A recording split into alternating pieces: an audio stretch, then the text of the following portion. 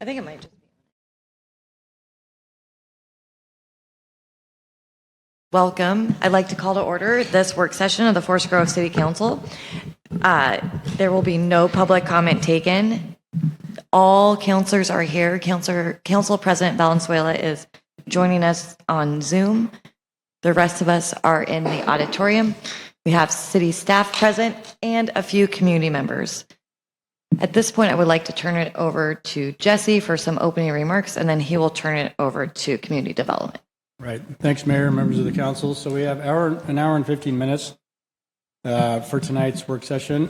Just a couple things. The work session is actually broken up into 5 distinct sections. And so I think the thought is to go through each section.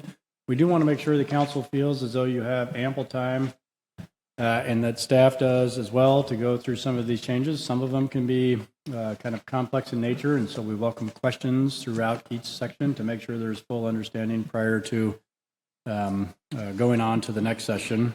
We can schedule another work session if we're not able to get through it tonight.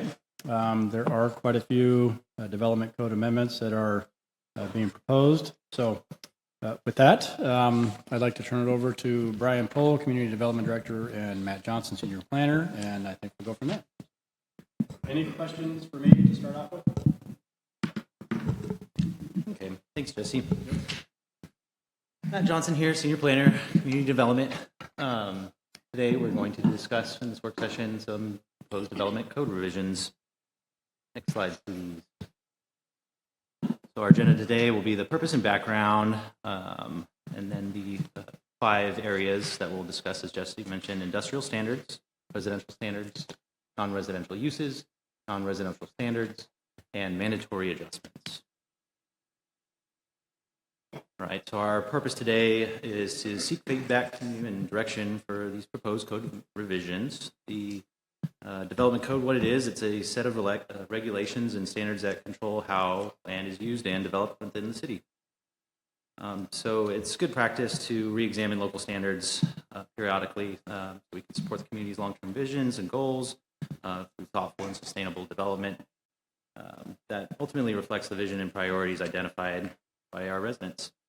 So this department maintains a living document with lists of potential changes and revisions that we see that need to come forward to be revised, or at least discussed and to be considered annually. Next slide, please. All right, so how this aligns with our 2040 vision plan. So within the plan, as you're aware, there's goals and actions.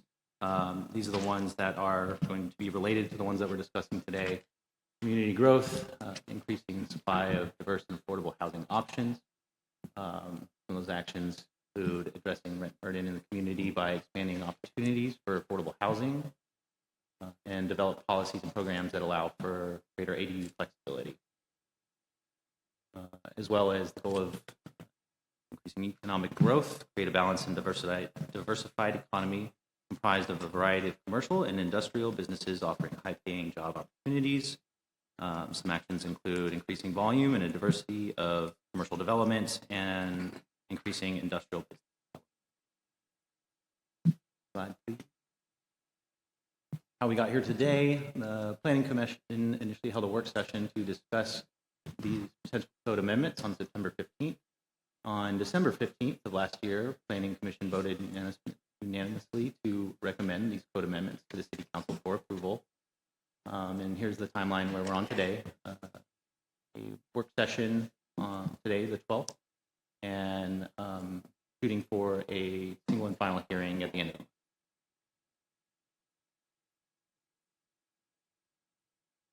All right, so on to industrial standards. So we're going to discuss changes to building setbacks and building height. So this is in response, staff received direction to revise and revisit the current industrial standards. Next slide. Yeah, thank you. That's perfect. These are our current industrial standards. We have 3 industrial zones. We have light industrial, general industrial, and business industrial park. Currently, light industrial and general industrial do not have any regulations regarding setbacks, nor does it have any regulation in terms of maximum height. So what we did is we we looked at surrounding cities and neighboring cities in Washington County with more established industrial uses. We're proposing a light revision and what we believe falls somewhere in the middle with these other cities that we looked at. And of course, we're open to any feedback for. Slide, please. So here are the cities that we looked at. So Cornelius, Hillsborough, and Beaverton. There's our current standards on the far right. So the city of Cornelius requires a 20-foot setback, front setback from the street. They allow 0 setback from the rear and from the sides, except when abutting a residential use. That's when they require a setback of 25 feet. And they do have a strict limitation of maximum building height of 35 foot tall. The city of Hillsborough, they require a 35-foot setback from the street, front setback, and require 10 feet from setback from both rear and side property lines. And similar to Cornelius, they require an additional, a total of 25 feet when abutting a residential use from either that rear or side. The city of Beaverton requires 35 feet from the street, that front setback again. They allow a 0-foot rear setback and an increased 75-foot setback when abutting a residential use from the rear of the property. The side does allow for, or requires 10-foot setbacks from each side of property line. And again, when those sides abut a residential use, it must be set back a minimum of 75. In terms of building height, I glanced over those. For Hillsborough, they require a 40-foot 5 tall maximum height, building height, but with the provision that for every additional foot setback from the minimum setback, you are allowed an additional foot in height. Beaverton is a strict 45-foot tall. I do want to mention that Hillsborough and Beaverton do have some unique industrial zones that are specific to industrial campuses, the Nike campus, the Intel campus. Those were tailored specifically for those industrial developments. When looking at these are the strict light industrial, general industrial, the most similar zone to the ones that we're addressing today here in Forest Grove. Can I interrupt? Yeah. So how were they able to do specific requirements for like Nike? Because you said these are the general rules, but for some. Right. It would have been similar to the plan development process. So tailoring a unique zoning for those larger industrial land developments versus a large vacant site. Take the Oak Street properties here in our northeastern part of town. That land's available, but it's not necessarily being occupied by a specific large industrial use. So that's how those conversations came to the table. Thank you. All right, moving on. This is great. Thank you. So this is exactly what we just went through with the addition of our proposal. So again, staff believes that this is a middle ground between our neighboring cities here in Washington County. Staff is proposing 10-foot setback from the street, a minimum rear setback of 10 feet, and a minimum side setback of 10 feet. However, when either your side or rear butts a residential zone, I want to clarify that this is important, that it's a residential zone and not a use for the purpose of industrial development. But again, we're proposing that 50-foot when abutting a residential zone. And we want to propose the maximum building height of 40 feet tall with that provision to allow an increase in height with every additional foot setback. So if you're set back 20 feet versus the 10 foot, you're going to be allowed 55-foot tall building.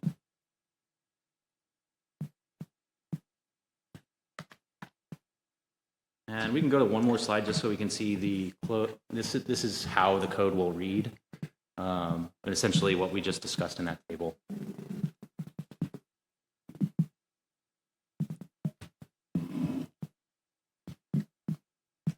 And I'm happy to invite any questions or discussion for the industrial.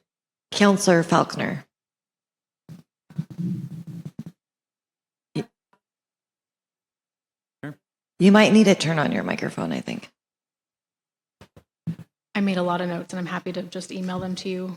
But I just wanted to. So, I understand how we got here and why. I was on Planning Commission and then Council, so I had the unique position of being in both hearings when all of this sort of came up. I don't think I would characterize these as light changes. I think they're actually pretty significant changes from the status quo. And so a lot of my concerns, sort of might be coming from that position. The community concerns that I recall, and kind of going through this process, were about the parcels, the development potential directly adjacent to and abutting residential zones. That's pretty much what, that was the vast majority of comments that we heard. And so I guess, sort of big picture, I'm understanding the changes, the proposed changes when abutting residential use. I'm not so sure I'm understanding why we're taking such an overcorrection for all of our industrial areas. And so just sort of like big picture, a couple of notes about why I'm thinking this way.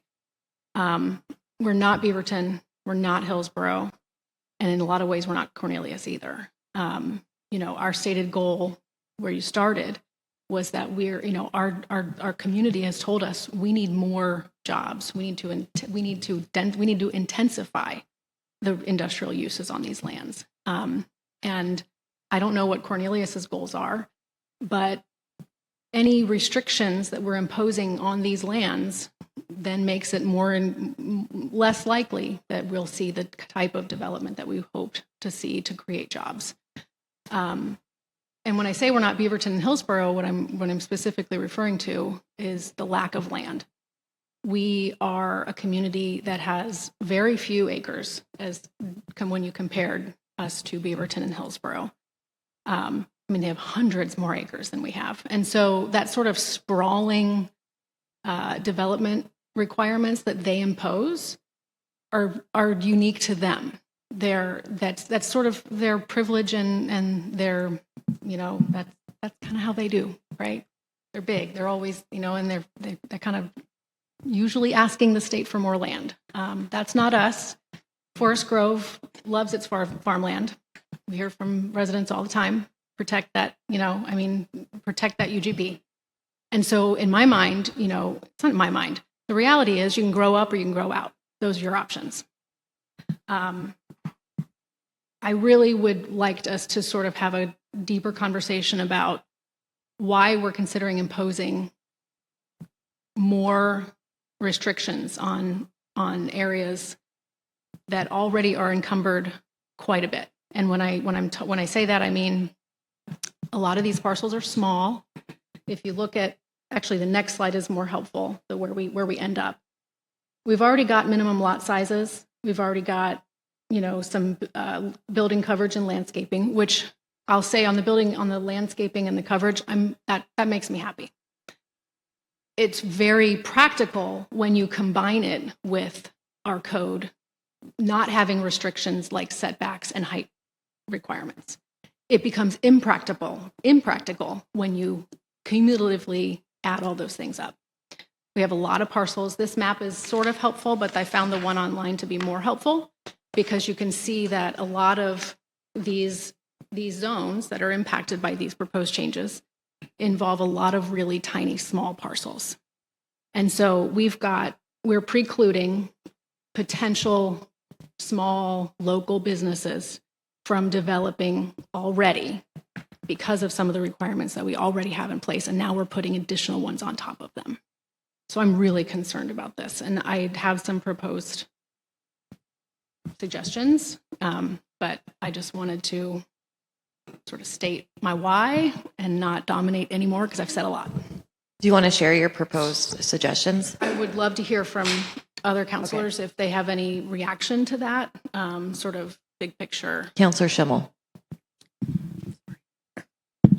Well, I would concur and just only clarify if, in terms of what we're proposing, we're obviously trying to correct a perceived error from a current project.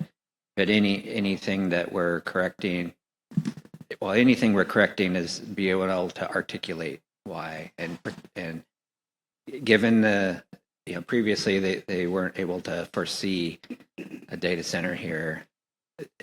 I guess we're looking to the department to foresee something and articulate why we need to make a change now to anticipate that, because we know it's too late once they submit an application. So it's just articulating the why, whether it's a current dilemma or a future opportunity or an anticipated impact. But I definitely concur with the let's make sure we're doing it in a way that sort of activates the economic development where we want. Oh, I'm sorry.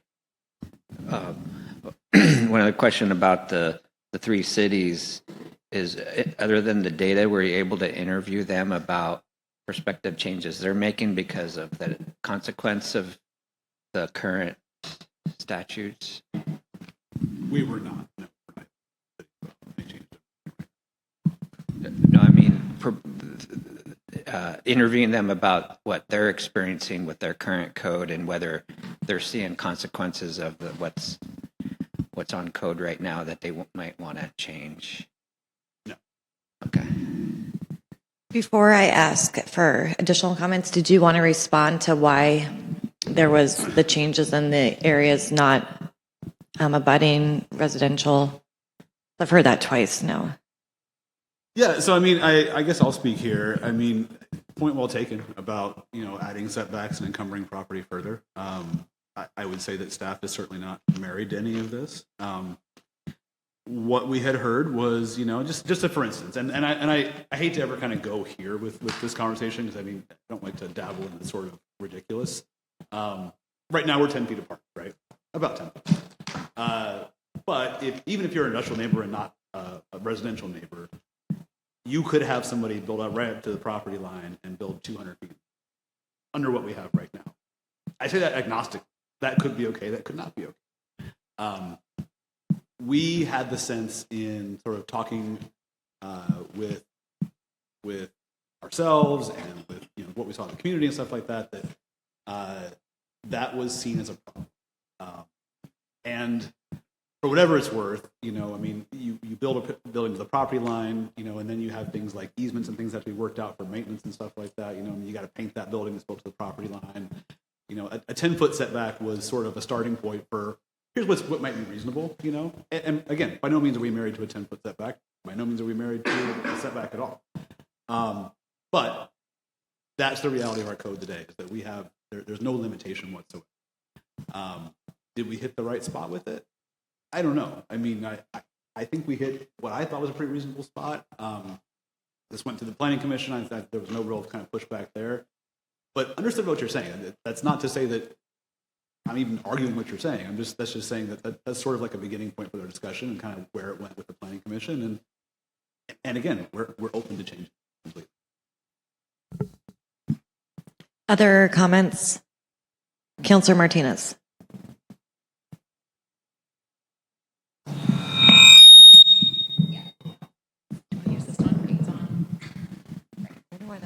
Okay. So I know when I first saw the numbers, I thought that was pretty good, just because if I lived next to a building like that, I wouldn't want to be 10, 20 feet away from it. But I don't know what our parcel sizes are. We don't know what kind of buildings potentially could be in there. We don't want another situation with the Crane Data Center like we've had now, where it's so close to the residents. So that's just a thought. So I would like to hear what you have. Go ahead, Councilor Gustafson. Can you flip back to the previous slide? I think these are really hot. Maybe turn them down a little bit. That might help, because this is a really hot mic. No, like hot loud. Sorry, it's hot. It's very, very hot. So I'm all for setbacks, only because of what the community has said. So definitely with, I don't want a situation where there's no setbacks at all. So I would prefer setbacks. And from the street, of course, there should be amount of, I don't know what it would be, 10 feet, 15 feet, 20 feet. But I'm for the setbacks, although of course I still want to hear what your ideas are, because I'm sure there's some awesome ones. But then another question would be, with the additional setback, you get, extra height. What's the cap on that? Staff is not proposing a cap on that at this point. I mean, it would naturally cap out somehow. If you have a 500-foot wide property that's 200 feet from each side or whatever, I mean, Eventually you run out of room. Yeah. But what that does is kind of reinforces a sort of proportionality to the site, and sort of puts that building, a tall building, at least sort of more naturally towards the center of a site, if you will, rather than pushed up towards the edge in one of these scenarios we're talking about, where you could build the 200-foot building at the property line. That's sort of the idea, is that the more you encumber the airspace, the more you push back and sort of reduce that encumbrance. But we talked about on staff having a cap out height, but I think we all kind of thought there could be more unintended consequences with doing that, and would be the danger of just leaving it open and sort of letting the proportionality of the site versus the building kind of capped out. Wasn't very well said. I'm curious to what Councilor Falconer has to say, because I think she and I might be on the same page with this. I know that a lot of businesses on the outskirts of towns that actually or in the industrial area are concerned if you put these limitations on it, it's going to drop their property value, because they're going to be limited on what they can actually do or what they can sell for, because it's going to limit on who will come in. So I know that I've heard that from a number of those businesses on the outskirts in that industrial area. So I kind of want to hear what you had to say, because I think you have some good incentive or ideas there. Yeah, and I'll just respond to that just real quick. I'm sorry, I'm not trying to steal the show here. I think that we heard those concerns from a few people who called in. But whatever it's worth, there was no testimony at the Planning Commission about that. Although we had heard the concerns, we kind of talked people through it, and kind of when we got to the end of sort of talking with people, they were, I think we mostly had people who said, no, don't love it, but okay, There is something kind of important to kind of suss out a little bit too when we're talking about, because I think we had already kind of addressed and I think we're reinforcing the separation from residential, buffering from residential. There's already kind of some stuff in the code for that, but we're adding a couple things in there. From other industrial, I mean, when you have a building, if your neighbor builds to the property line, then that actually encumbers your property more, because you then, if you want to push closer to that building codes will arrange that such that it becomes more expensive to build to that property line, or just through separation of unlike uses in the building code, you won't be able to build your building to that property. And so a setback, I'm not going to say the 10-foot setback, a setback would be a way of kind of evening that playing field to kind of say, you both set back from the property line now, and so you don't have that opportunity for one property owner to usurp the other property owner's rights, if you will. So, but again, I mean, what's the right number? If there's a number, I don't know. I mean, we have operated with this code for a long time too, and we have not really had an issue.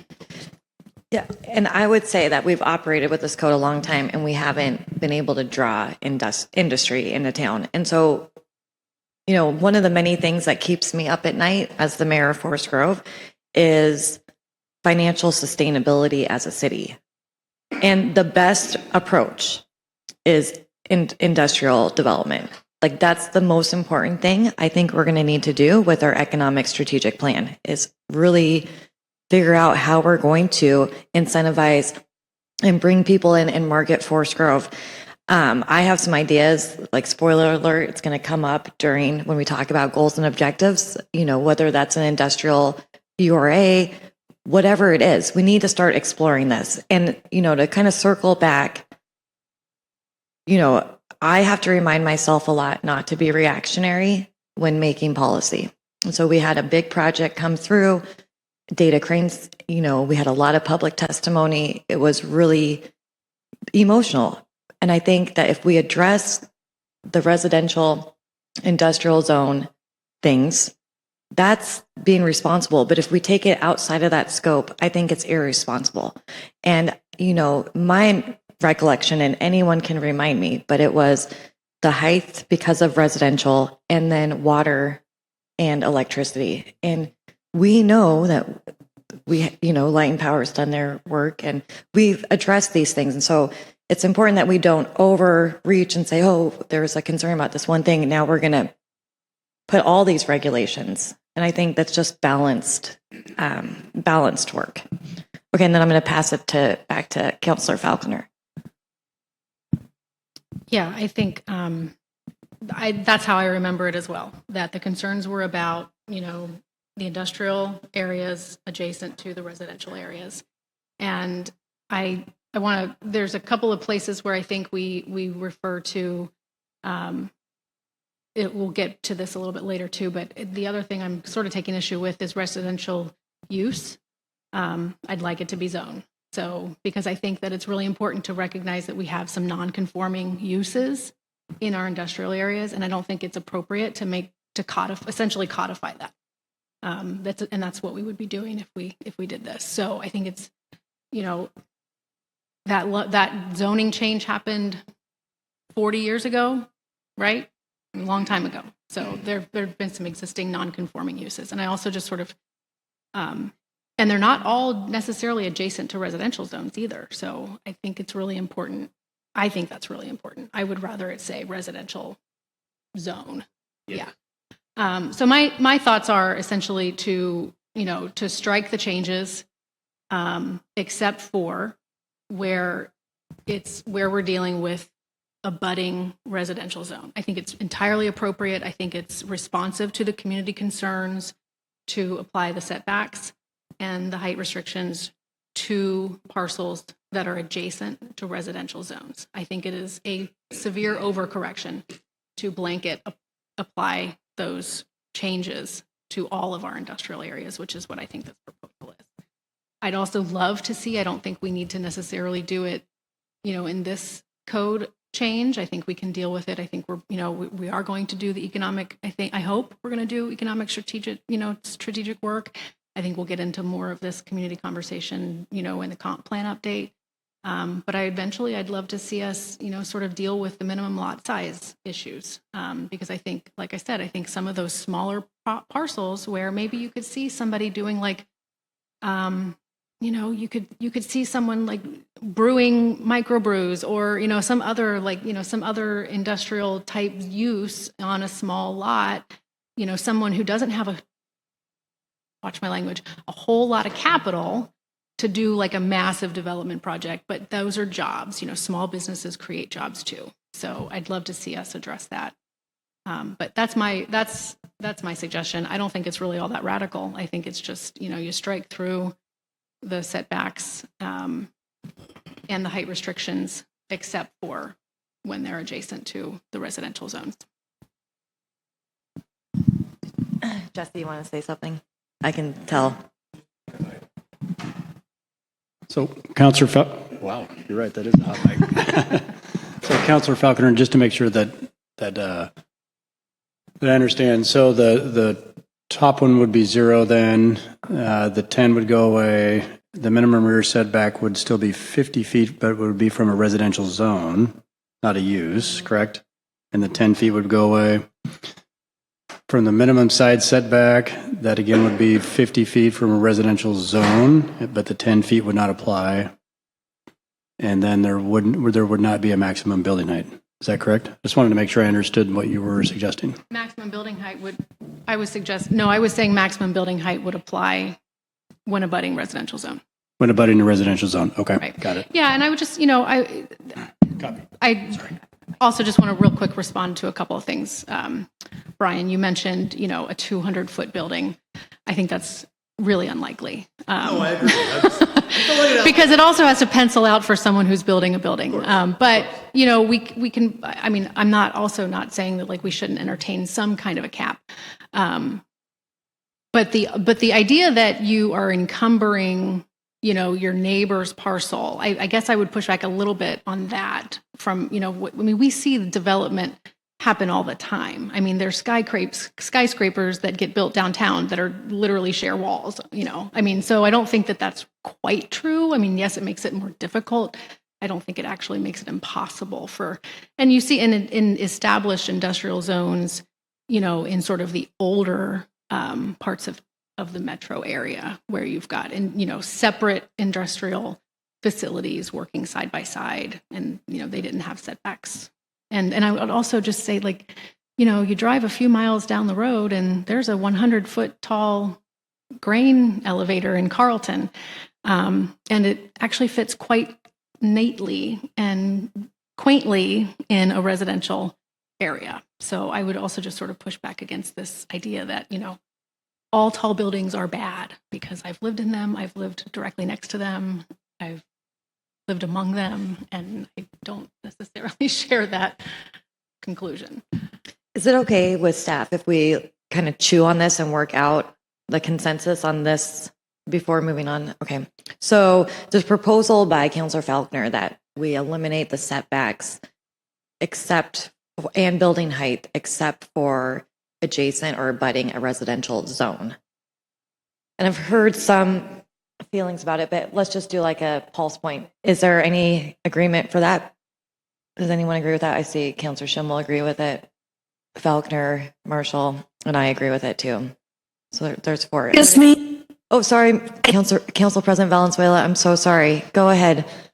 Sorry. Yes, no, I had raised my hand before. Yes, so I concur in some ways, but I do remember the data center issues that we had and how the community did speak up, and the height was one of the problems. So I do agree that we need to think about this a little bit more. I do concur with Councilor Falconer and Councilor Schimmel. But I also agree that we need to think about this a little bit more, because, we all have different reactions, different perspectives if someone comes to build, something close to our home for many reasons. And as we remember, there were many concerns about this. So I think we should, chew it a little bit more. I agree with Council President. I think I need a little bit more time to think about it. I'm still for the 10-foot from the street for the front setback, and I still would like to talk about a cap for the height, because I know that the 200 height building is, not likely, but I don't like to be surprised when all of a sudden somebody wants to build a 200-foot building and there's nothing we can do to stop it, So I'd like to see a cap. I don't know what that would be. Councilor Schimmel. Well, just circling back to maybe summarize what I said before. What crystallizes for me from Councilor Falconer's proposals is just a rationalization of any change, a clear rationalization of any change, and the verb, and ensuring that the verbiage is correct in terms of zoning versus use, and a clear alignment with the goal and objective in terms of economic development.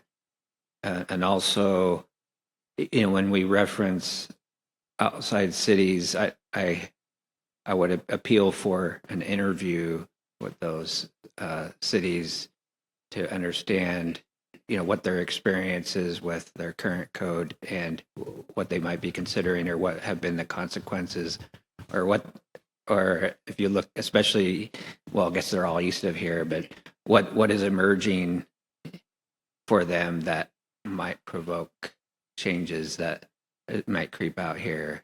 You know, like data center is a good example. We probably could have foreseen that and got ahead of it. So, you know, I want to make sure that, and that could be the rationalization is you're either, it's, you know, there may be multiple situations. You're codifying what the state tells you, you're responding to what's happening now, and you're trying to foresee what could happen that we actually want in 2040.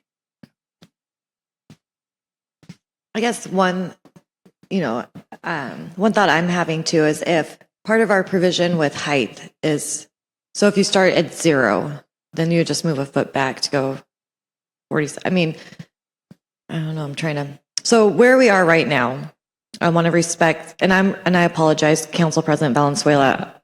I have to reassociate myself with Zoom like a hybrid meeting, so I apologize. Can we come back to, we have some sort of consensus, but think about it, and then I don't think we're going to get through the whole presentation. We'll see. We either come back to it later this evening or at our next work session. Okay, we can go into the next section. Is that fine with everyone else? Okay.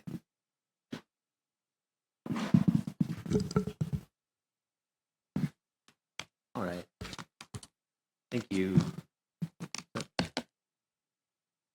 All right. Moving on, residential standards. So we'll talk about the addition of comprehensive plan target densities, the revision, the revised definition of our current definition for building height, revisions to ADU standards, clarification of townhome setback requirements, a clarification of historic review garage standards, and an additional statement added to the section about private restrictions, CCNR. Next slide, please. All right, so these comprehensive plan target densities are being added back into the list of residential zones that are currently described under our development code.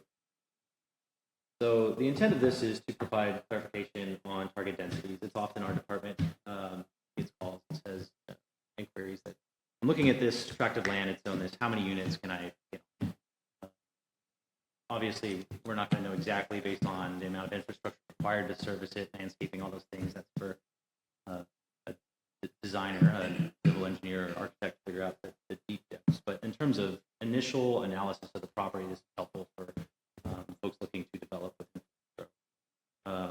We initially took these out when putting in the middle housing components. As you can see, all of these are the first 3 lists of residential zones that were exclusively single family prior to the middle housing rules. We added those in there. Took out the target densities because those conflicted with that. Turns out the urban growth management functional plan through Metro actually requires cities to have these densities with. So this is us placing those back in to be in compliance. These target densities are essentially minimums. If you take the minimum lot sizes and develop them with single family detached homes, 1 unit for each minimum lot, these are the numbers that you will see per.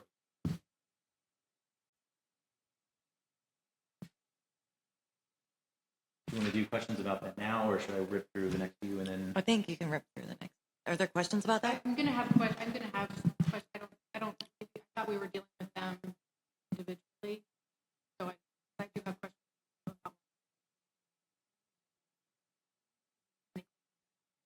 Yeah. So we can keep moving, right? I just want to put a pin on. I don't have notes for tonight because I don't think it's worth. I think this whole list probably should be readdressed when we get into big comp plan and maybe some additional. And so I'm just kind of putting a thumbtack there, but I don't have any changes today. Moving on to residential building height. So currently, this is very difficult to describe when someone is inquiring about their maximum building height. So what this is a currently our regulations within residential zones. It states that you can be a certain amount of height in terms of feet, or you can be a certain amount of stories, whichever is less. Our code does not define the size of stories. So what it means currently is that both apply, but the stricter one will be applied.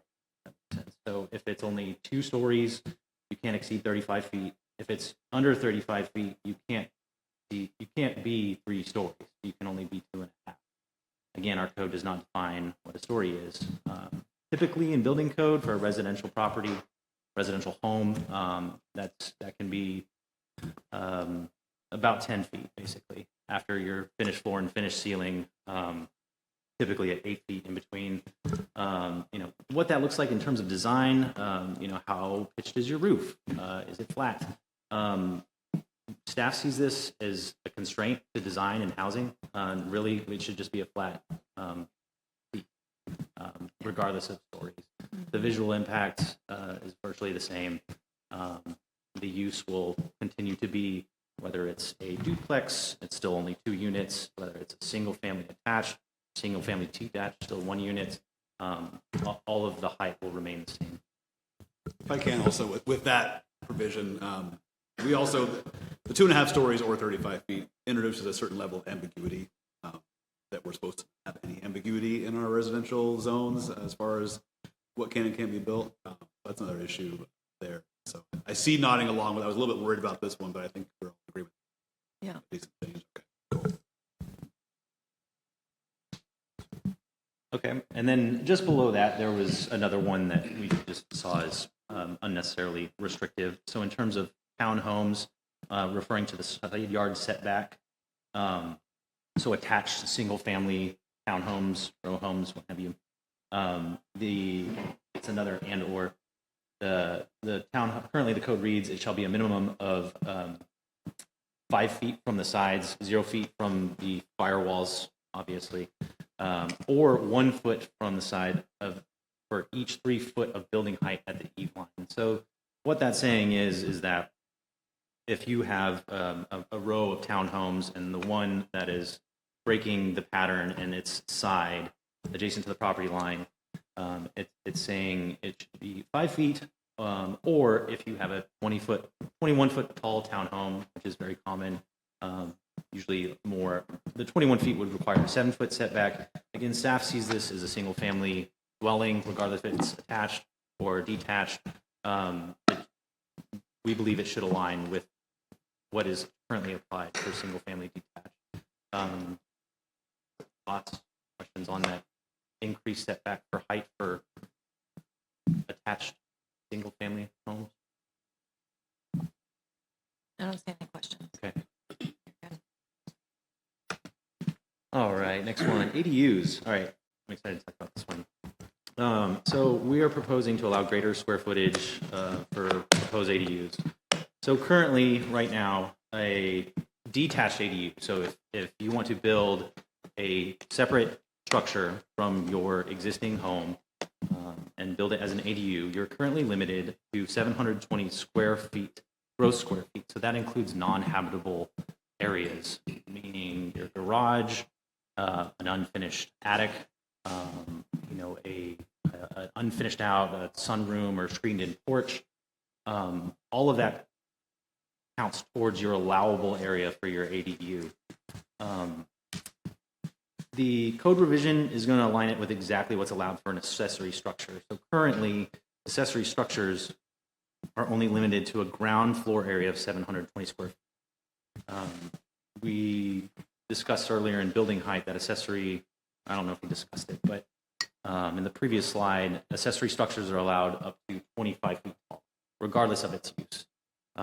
So right now, you can build a ground floor 720 square foot shop with a 720 square foot storage area on top, as long as it's within 25 feet. You could not do that if you wanted to put an ADU on top of your shop. Again, this is allowing greater flexibility and more square footage for your accessory dwelling unit, and its impact in terms of its size and visual impact, and height, it's all going to be the same as what's currently allowed as we permit accessory structure. That is C that you see here. So that goes, C is specific to detached accessory structures. B, the current regulation for an attached ADU. So, again, this is specific to, you can't access it from the interior of your home. So whether that's a garden style entrance, you're building a unit on top of your existing single floor, single family home, and the only way to get through it is through an exterior staircase, or you're just finishing out your garage, your large 3-car garage, and you're building out a firewall in between, the garage door entrance that goes into your washroom or kitchen. You're truly separating those units, and the only way to get into each one is from the outside. We're proposing to increase that attached area from 10% of the current gross floor area of your home to 20%. A question about that. I'm not sure I totally understood that explanation. So that's just me not really quite understanding where in the I didn't go to the code to look at the full thing, and so I just want to make sure I understand, because when I initially read this, I'm very concerned that and maybe I'm wrong. I was a little concerned because we have so many houses. I mean, I checked the listings from the sales from last year, and we have, tons of houses that are under 720 square feet, lots of them, and they're sitting on really big lots, and so lots of infill potential, to build places where people can grow multi-generational living, age in place, provide naturally affordable housing.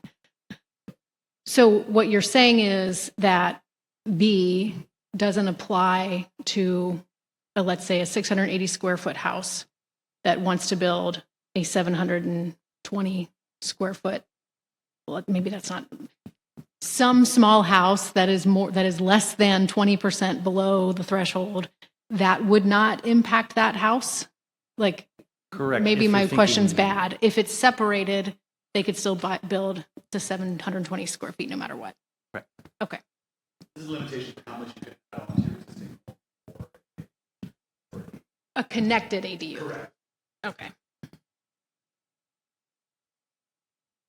Again, we're not married. The idea that the overall approach here was to be more flexible and allow greater use of ADUs. Our current code for attachments, I'm not even aware of any attached ADUs in town. Perhaps, I haven't permitted any. The typical inquiry that is essentially daily is for detached. Mm-hmm. What is the thinking behind this? I mean, I guess I could imagine a scenario where somebody wants it to be attached, and like the multi-generational, example. Why this 20%? Why not just 720 square feet? Yeah, that's a great question. We just took we were reading how the code existed today and thought that increasing it at a light level was at least enough to get the conversation. Yeah, I mean, just like the small house that we talked about, grandma lives there, and kids can't afford to buy a house because the median household, median price is now what, $500,000, and so, but she can afford to tap into some equity and build a 720 attached square foot house that now she and her grandkids can live together, and mom and dad have free childcare. Mm-hmm. I don't know why we have B. And in that theory,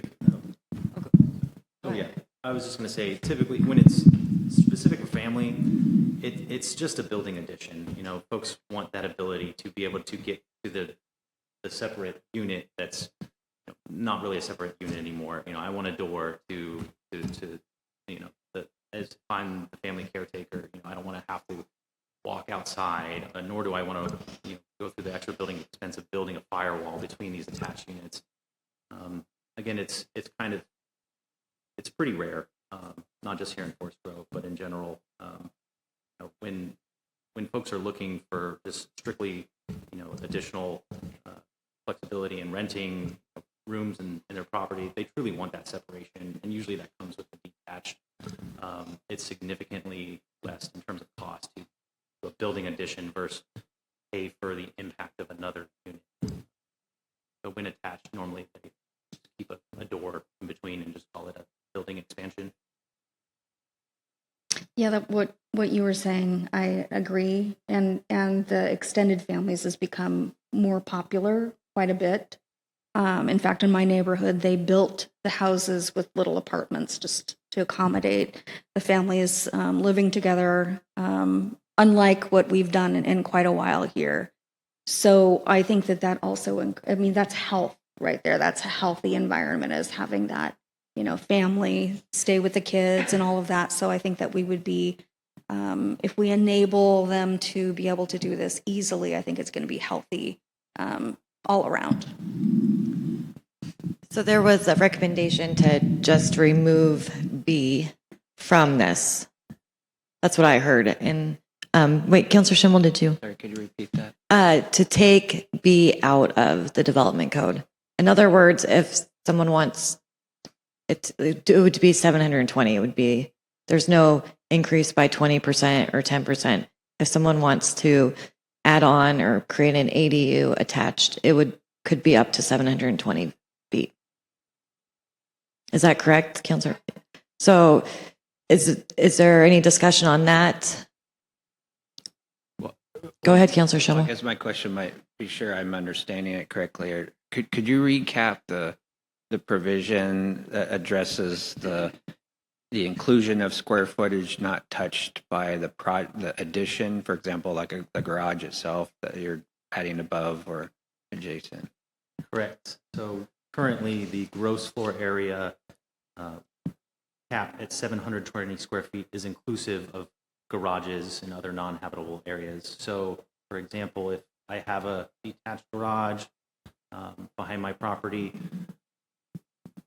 if I want to add an ADU on top of it, that ADU is only going to be limited to half of, well, okay, let me restart.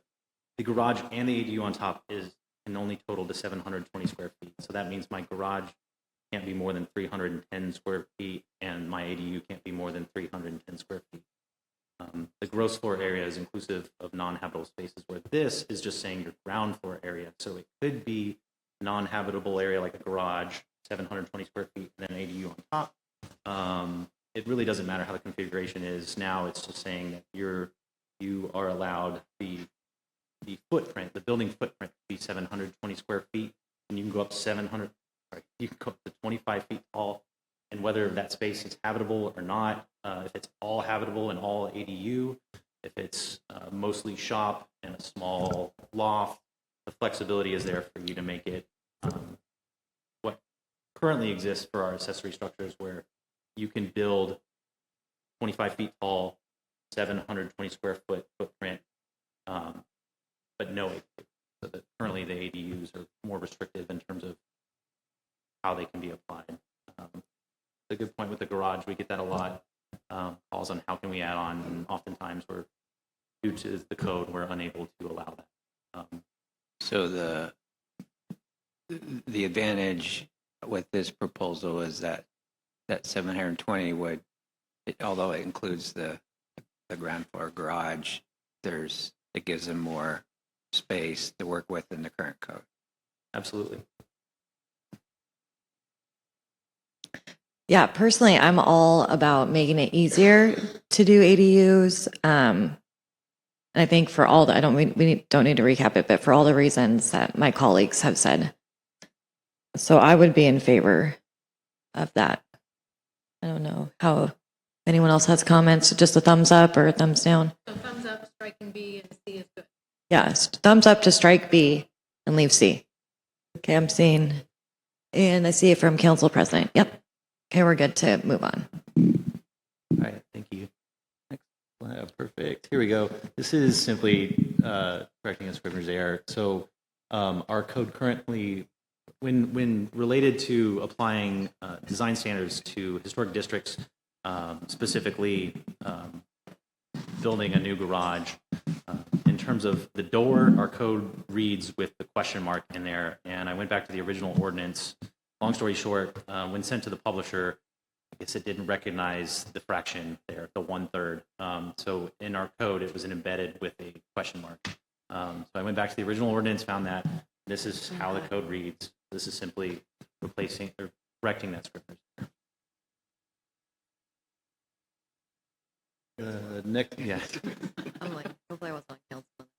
The next slide, please. Okay, so this one, covenants, conditions, and restrictions. So private restrictions typically assigned to HOAs and neighborhoods. We do require those upfront when subdivisions are going through the subdivision process and final plat prior to recordation. We just want to make sure that it reflects the case number and the conditions of the city that were approved for that. So that's why this section is in here in the first place. What we would like to add is just a clarification, because this is another what feels like a daily experience for community development, is that folks are looking for us to help enforce their private restrictions. So for instance, if a certain subdivision prohibits a style of mailbox or a mailbox color, that's not something that's expressed in our code. Those are privately enforced. That's not something that we can work with. If the city allows 5 chickens for your property and your private restrictions say you can have none, that's not something that we have the legal basis to enforce. It'd be nice to have this in code, again, to just kind of be able to point to, and instead of have to continue to have this conversation. Yep, I'm seeing heads nod. Okay. All right, next one after that. Okay, on to non-residential use regulations. So we're proposing to allow office uses in a neighborhood mixed use zone, and we want to swap and revise the building and structure definitions. Next slide, please. Okay, so this is also, I'm not sure how we got here, but staff feels this is very much an error. Currently, in a neighborhood mixed use zone, offices, the limitation, the footnote number 16, restricts those uses that existed in those zones since 2008. This is common. You see the footnote just above 1, 2, 3 on motor vehicle servicing repair. That's the same restriction. There are a couple of existing uses within this zone just on the outskirts of our downtown that I believe that at the time that this was created was meant for those properties. It is absolutely not meant for office uses, which are primarily applied in mixed-use zones. So again, this is our way of correcting that and allowing office uses that can apply today and aren't just restricted to office uses that existed in an MU zone circa 2000. Go ahead, Councilor Falconer. This is another, maybe just thumbtack, but entertain me for a second. I would like to put a pin in this to have a much bigger conversation about the very long list of restrictions that also include things like a ban on neighborhood coffee shops, because we are developing a whole huge number of acres that have no amenities. And so it's very car dependent. And we'll see that there's a whole lot of other restrictions that restrict movement in and among and around those neighborhoods that make them completely unwalkable and, in my opinion, not very livable. So I'd love to see us, when we do get into comp plan, when we do have a bigger conversation with the community about these things, I'd like to remove some more things from this list. I think it's a great point, and I think we are ready to have that conversation. What we have is a very anti-urban sort of Euclidean sort of separate all uses, and that is not what the market is really demanding these days. I mean, people talk about mixed use, and they pay a premium because people want to live in mixed use areas. Very good point. And I think, even though like we do have planned development, in our code, I mean, it's a very different type of review structure. So it's more expensive, has a whole lot more risk involved to it. So it's no surprise that we don't see a whole lot of planned use, planned development applications out there when it's just cheaper and easier to simply build to the code. And this is what our code allows. And when we do see planned developments, it's usually not, but there's oftentimes staff has felt as if planned developments are used to just kind of bypass the zoning code rather than actually product and just sort of used to kind of usurp that or whatever. So there's a large condition behind it. If I were to pick out sort of where the comp plan would go, I think a lot of. Thank you. Any other comments on, and I appreciate those comments too, because I think we heard it in the 2040 visioning, and I hear it from community members all the time that they want to walkable, get things, come back, have access to amenities, right? So thank you for bringing that up. Thank you. Next slide. All right. So this is also a correction. We'll be reconciling the definitions within the development code, essentially swapping the definition for buildings and structure. This will also align with building code. Currently, the way it reads,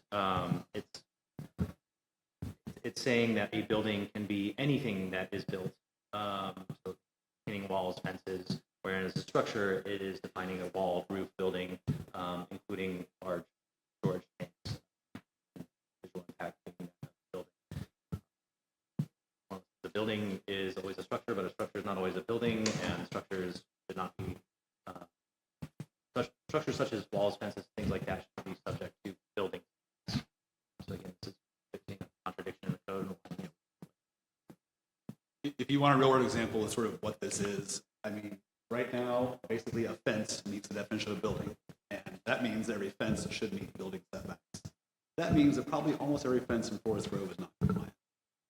And that's because these two definitions, for some reason, Forest Grove has been switched for a long time, and we're good to fix it. That's why. Thank you. Next slide, please. Okay, so the non-residential standards, these would be revise and clarify landscape buffer and screening standards, also revise sidewalk construction standards, and then update the state revised statute number for cannabis facilities. Next slide, please. Okay, so this is kind of similar to our conversation earlier. So buffers are better applied to abutting uses and not the abutting zones. Now, to kind of reflect on our conversation earlier with the industrial abutting the residential, I absolutely, it is proposed right now as zones, and I absolutely agree with you in that case for how that should be applied for the zoning standards. For new development, so currently, and the reason I want to go into this and how it's different, community commercial, if you look on our zoning map, it's that darker pink. It's mostly along Pacific Avenue, 19th Avenue, on the western side of B Street, everywhere outside of our town center, but that is the core. Community commercial allows a lot of different uses. So it does allow a residential product that is standalone at 16.22 units per acre. There's a lot of properties on the other side of B Street, when I say other side, the west side, smaller properties that are zoned community commercial, that are used as residential, and folks seek to develop a duplex or a triplex, whatever that minimum density is. Along 19th Avenue, you'll see a lot of different style of multifamily development that's 5+ units. And then of course every commercial and institutional use that's in there too, right? So whether it's a school, a daycare, a bar, a restaurant, all of those are allowed within our community commercial zone. This gives it a more appropriate application if we're talking uses specifically to developing uses reflecting what they are budding today. I understand, again, I think the way we had it and the way you described for the industrial, I think it reflecting the zone is important. There's no multiple uses under a residential zone, unless we're talking middle housing products and or a robust multifamily. But even a higher intensely zoned multifamily, it doesn't allow for single family. So I don't think that there's much concern there. It's more of the uses when a lot of our uses, institutional zones, commercial zones, allow a more broad list than what it implies. Does that make A little bit of sense. No, not for me. I'm sorry. I need you to explain it a different way. Sure. So, for instance, I mean, I think what Matt's saying, I'm sorry, I don't want to speak over you, Matt. I mean, for instance, community commercial, as he's saying, allows, by right, a standalone apartment building. So that is a residential use, despite being in a commercial zone, right? And if you regulate the buffering only by zones, then you don't provide any protection to multifamily that exists within those commercial zones, because it's a residential use that is nominally in a commercial zone, right? So what staff is proposing to do is to take these buffer yards away from the zones and into the uses, so that if you have an industrial use butting up against commercial, that buffer yard then reflects that it's not commercial next door, it's actually residential multi. There are all kinds of zones like that where, you know, there are a number of less intensive uses or more sort of apt to be protected uses within a zone that seems more. I think I'm understanding. Can I maybe? Yeah. So, okay, so like an example, like your apartment building exists. It's a residential use, but it's in a zone that allows for next door neighbor to develop a commercial, only commercial property. And so there is no buffer. If we make this zone, if it's say zone, there's no buffer requirement between an apartment building, the residents in an apartment building, and the next door neighbor that's getting developed. Let's say it's a gas station. Yeah, so that's my question is, so then the buffer becomes what the buffer that's required under the commercial zone, or if since it's in a commercial zone, or is it the buffer that's required residential usage? That's what I'm getting. Like, I understand, but I'm trying to figure out which one is getting applied. The developing site will have to consider the abutting use. So Okay. the issue here is Got it. that our code allows a multitude of different types of uses other than what appears to only expressly. Not So what it looks like. Commercial allows institutional uses, schools, it allows. So if there's an empty parcel in a commercial and an apartment complex is the neighbor, then they would use the residential Correct. buffering The usage. residential Okay, buffering for multifamily units. 5. thank you. Got So it. if you look, that top is developing site. So if your developing site is developing, say, commercial, we go into that commercial uses, and then the next is what's next to it. Going down the y-axis, if you will. What's next to it? What's it going to be abutting? You'll see that from the commercial, you have buffer standards between detached single units, attached single units, attached single units, multifamily units, and so that yard then applies, even if that multifamily happens to be in a commercial zone. That yard will apply. And that D, that letter D, is a sort of more intensive requirement for buffering and you know, screening and things like that. And so the uses is a way of, rather than recognizing what's in the zone, it's comparing the use and the use and what's next to each other, rather than, oh, that's in a commercial zone. Sorry, I'm not. No, it's okay. I got it. You got it? Okay. Yeah, I got it. Well, maybe a provocative question. I can't quite tell from the property, but would that proposal preclude that Marathon gas station? Just means it would have a buffer, not preclude. Well, as it's designed today, they would have to alter that or eliminate the Sorry, this is car wash. or is it? I mean, we can take that offline. I was just- Gotcha.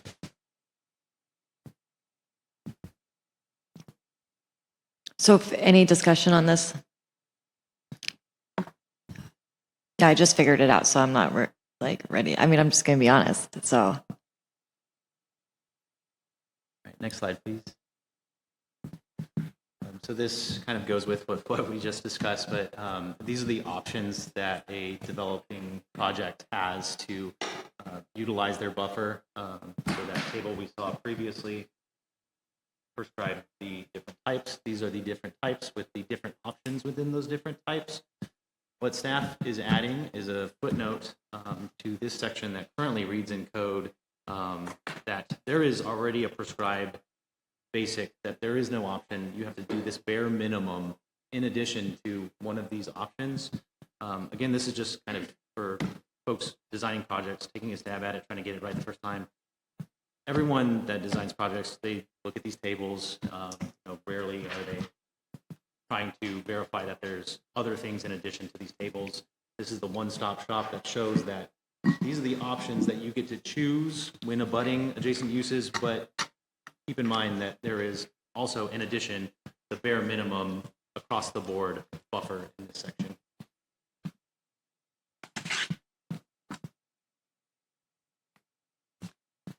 And not changing anything in how the code is applied, just simply clarifying it and putting it all, consolidating it all in one spot for folks.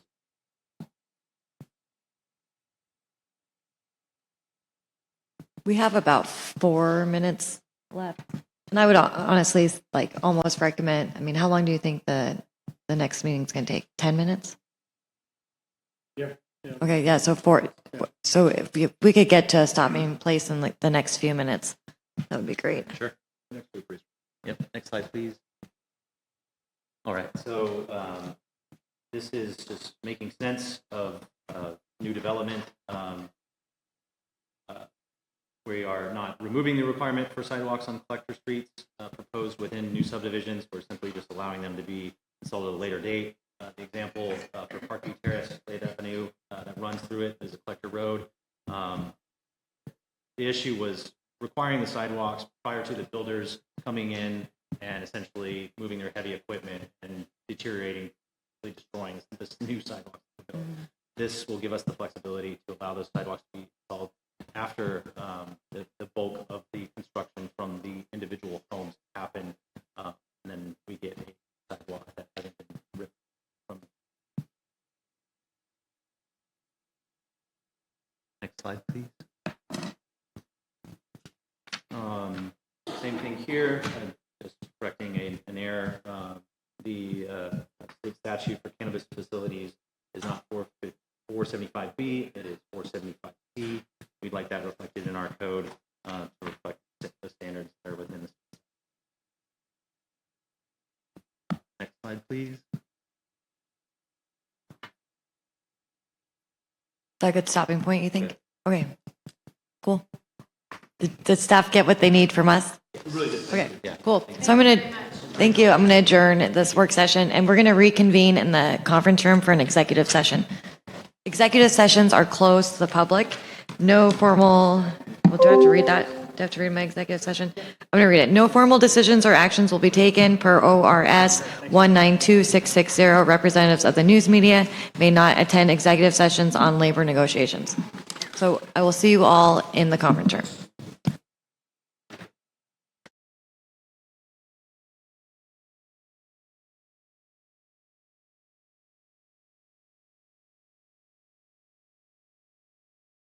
Good evening. I'd like to call to order this meeting of the Forest Grove City Council at 7:01. Will our city recorder please call roll?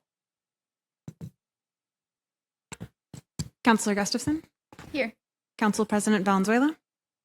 Here. Councillor Schimmel? Here. Councillor Falconer? Here. Councillor Martinez? Here. Councillor Marshall? Here. Mayor Wenzel? Here. We acknowledge the land on which Forest Grove City Council meetings are held is located on the traditional village sites of the Atfalati, a tribe of the Kalapuas who originally inhabited the Tualatin Plains, including Forest Grove. Will the council and the audience member please join me in the Pledge of Allegiance?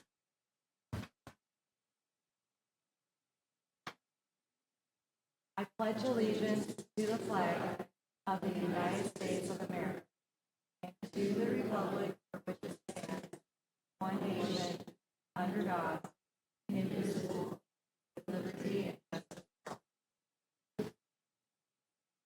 Thank you very much. Really quick, if anyone lost a cell phone, I have it here. What's the deal, Mariah? If anyone lost a cell phone, I have it up here. If, in case you couldn't hear our city recorder, if you misplaced your cell phone, Mariah has it up front. So just go ahead and see her to the side if you realize you're missing yours. Okay, we're going to move on to item B on our agenda, which is public comment. Time provided for anyone wishing to speak to the city council on an item not on the agenda or on the agenda but not scheduled for a public hearing. Comments are limited to 2 minutes unless additional time is granted by the presiding officer. The public comment period shall not exceed 30 minutes unless a majority of councilors present vote to extend the time. Zoom attendees may use the raise hand option to be called on. Okay, let me find my public comment. I only have 2 people signed up for public comment. Mr. Dale Feek, could you please come forward? Hi,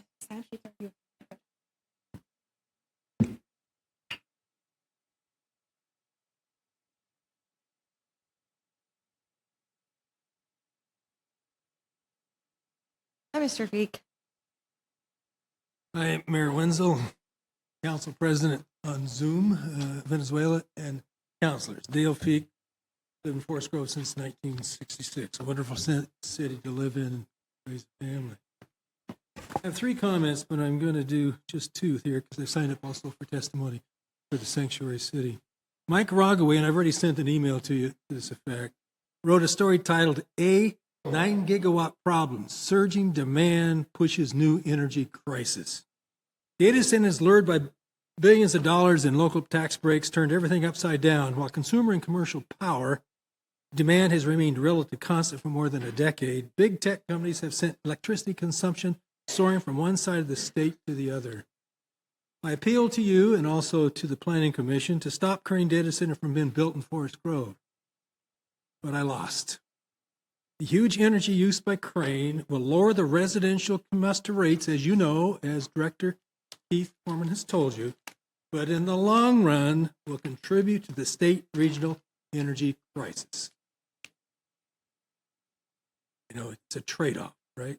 And the big picture is you goofed. Little picture may have helped the ratepayers in Forest Grove, my point of view. I've given 5 of the counselors there the book On Tyranny, 20 Lessons from the 20th Century, 20 Actions to Take. Lesson number 18 is, be calm when the unthinkable arrives. Modern tyranny is terror management. When the terrorist attack comes, remember the authoritarians exploit such events in order to consolidate power. The sudden disaster requires the end of checks and balances, the dissolution of opposition parties, the suspension of freedom of expression, the right to a fair trial, and so on, is the oldest trick in the Hitlerian book. Do not fall for it. The things that are happening right now are terrible. Don't fall for it. Because of the recent actions of ICE and border agents, I'll make my further comment. Thank you. Thank you very much, Mr. Feek. Mercedes Garcia.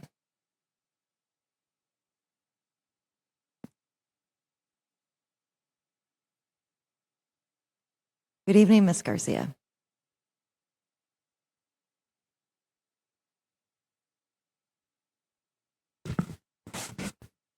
Good evening. My name is Mercedes Garcia, and I have been a resident of Forest Grove for 3 years. I'm a retired teacher and school administrator. As a newcomer in Forest Grove, I felt comfortable and safe until ICE agents came to town. Now I and many other residents are fearful and outraged. I'm grateful to the Forest Grove City Council for what they have done so far to help support us in these frightful times. I'm grateful to Indivisible Forest Grove for the support and guidance that they have given. To our local law enforcement and to all the organizations, churches, businesses, and individuals who are doing their part to ensure the safety of its residents. Tonight, I have 4 requests to make of the Forest Grove City Council. First, I would like to request that the City Council confirm sanctuary status for the City of Forest Grove, and that the Code Chapter 39, which will protect Forest Grove from misuse of local resources in violation of state law for federal immigration law enforcement, be added to the ordinance. Secondly, I would like to request that the City Council consider and approve the adoption of Resolution number 2025-61, which would extend the emergency declaration and should ensure that the city is fully prepared to respond to the ongoing emergency and include a more robust appeal for the support of congressional and state leaders to assist in this effort. My recommendation is that it be extended for as long as ICE personnel are in the area. My third request is for unanimous support of the City Council members in the above requests, so that our community can have reassurance that the City of Forest Grove is supporting all of its residents. Lastly, I would like to encourage that Spanish translation services for City Council meetings be made more widely known in order to welcome the participation of Spanish-speaking residents. Thank you for your time. Thank you.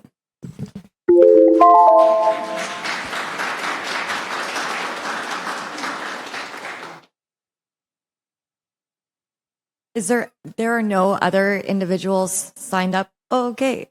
Please come up and state your name for the record, and then you'll have 2 minutes to share a comment.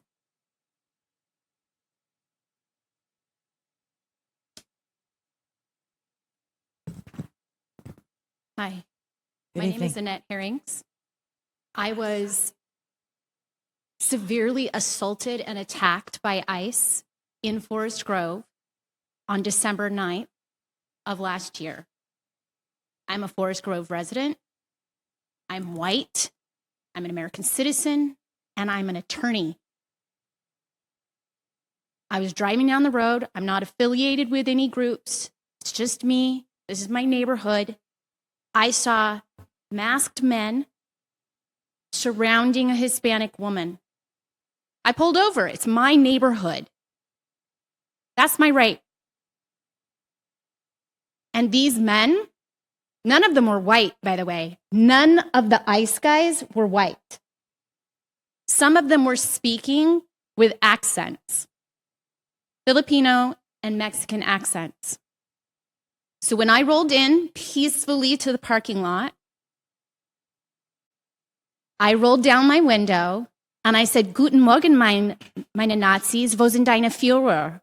Which is English for good morning, my little Nazis, where's your Führer? They didn't like that. And within under a minute, I'd been pepper sprayed in the face in my car. I hyperextended my elbow because they were pulling my elbow in the opposite direction out of the car.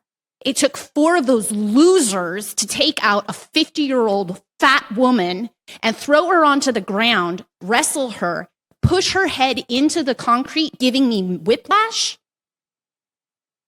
And then you know what? They threw me in the back of the car and took me off, all in under a minute. And keep in mind, I found video evidence right before I got there. They asked people who were already there to live stream what they were doing because they're good people. They drove me 45 minutes to the Portland Detention Center. I sent in a public comment about my 45-minute conversation with these guys, and I want you to know that those ICE people agreed with me that we are in a fascist state. They agreed with me, and they did not want to be here. And I encourage you all to go back and look at my conversation with these guys. I was not charged with anything. They knew I was an attorney. They put me in jail for 3.5 hours, let me sit there. They let me go after, I believe, the executive director of the ACLU called them and said, you have a civil rights attorney in detention. They took my fingerprints, and then the guy there said, the ICE camera is broken. Can I use somebody's phone? And they took a picture of me with a cell phone, and I smiled, and I walked out. This is not America. This is 1933 fascist Nazi Germany, and that is one of the things that I was talking to those guys about was my recent trip to the Munich National Socialist History Museum. And I said, this country has ticked off every single box of the Nazi fascist playbooks. Every single one, including concentration camps. The only difference is we contract out. So if any of y'all have questions, I am here for you guys because I am a part of this community, and this is our community, you guys. This is our community. And we have to protect our neighbor. We have to get to know people and protect our neighbors. Thank you. Thank you, Ms. Herrings.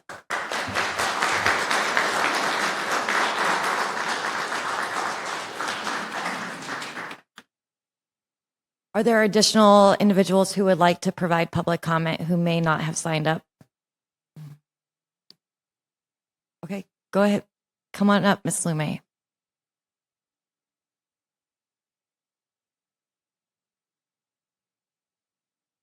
Hi, thanks for listening to this really serious stuff that's going on in town. I'm going to be really brief, but I just want to say that this isn't the first time that people have been brutalized by police in the United States. And it's really tempting to say that this is not America, but this is America. This is the United States of America. For example, when I was in my 20s, in the 90s, before I got diagnosed with autism and I didn't really understand my own sensory responses, I ended up getting brutalized by police because the doctor called police to escort me to a mental hospital because I went in asking for help for having not slept for a week, because a lot of us on spectrum have sensory and sleep issues. And so I'm a survivor of police violence, and that happened in the US of A. And I think we all remember Manzanar, we all remember the genocide of the Native Americans. And so I would like to, that's just sort of something I wanted to just get off my chest, is that this is the United States of America. And so it isn't that we need to go back to some glory days where we used to be a good country. We need to go forward and actually do the right thing. And I served on the CPAC when we had it, Citizen Policing Advisory Committee.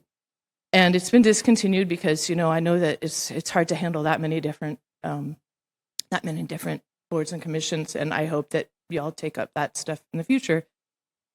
But a lot of the conversations we had in CPAC bear right down to this moment, because we were trying to talk about how we need at least our Forest Grove police to sign on for, not using the type of excessive force, that results in this kind of thing. And I believe we still have a loophole saying that even our local police, if needed, there's this sort of an as needed type addendum to what police can do and what they can't do.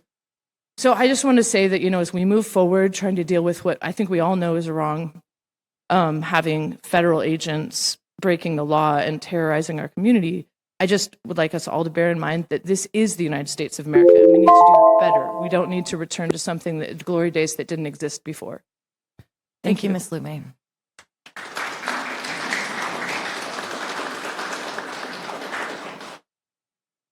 Anyone else in the audience? Okay, I'm going to go, in order. Come on up, sir, and then Ms. Anderson, you can come after him. Thank you.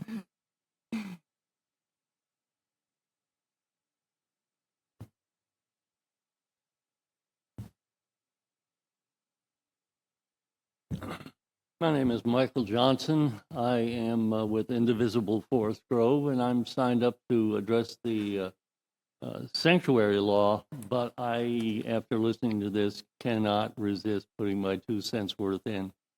I have read Ms. Herring's document. I have seen the video, both of the longer one and the shorter one, and the only thing, they speak for themselves. I'm not going to get into any of that.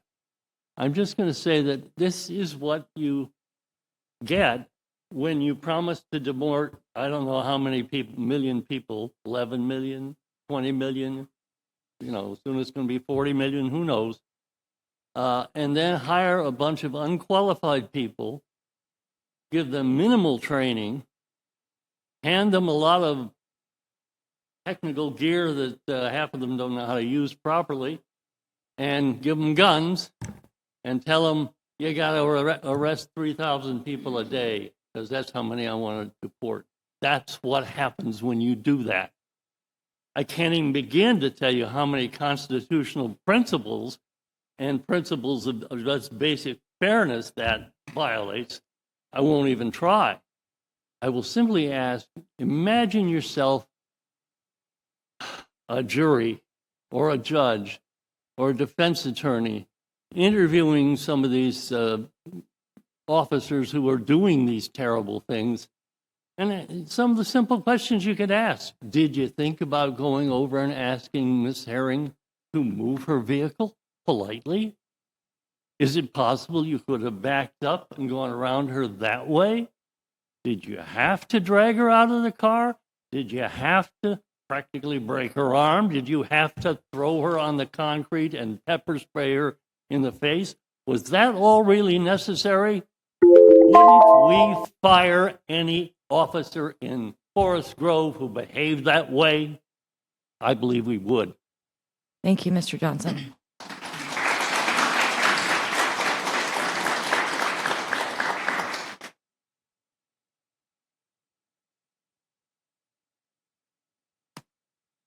I'm Marianne Anderson from Forest Grove.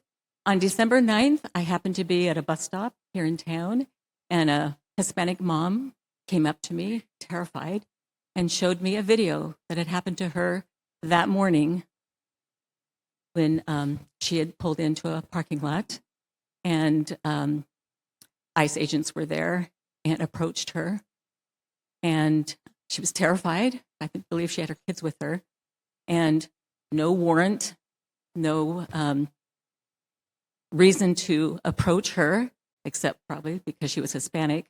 And then a Caucasian woman came up, which I believe is Miss Herring. And when the attention was drawn towards her, this Hispanic woman started to videotape what was going on. And that's what she was showing me. And it was terrifying.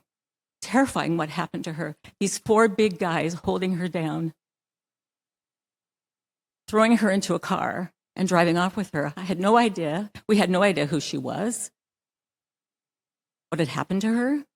And so I'm so relieved to find out that she's here tonight sharing her story. But it's terrifying what's going on. This Hispanic mom was so terrified at the bus stop for her children, for the community. She said they're now going after white people. She, just couldn't believe that now their attention is turned to the Caucasian members of the community also. If you help in any way the Hispanic community, then you're a target also. That's what's happening. Thank you, Ms. Anderson.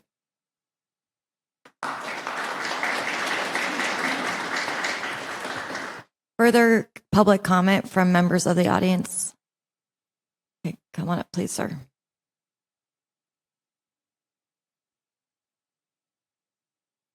My name is Santiago Estrada.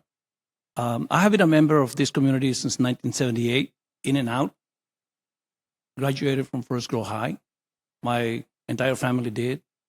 And, if Annette, the civil rights attorney, white woman, has been through all this, can you imagine what we are going through?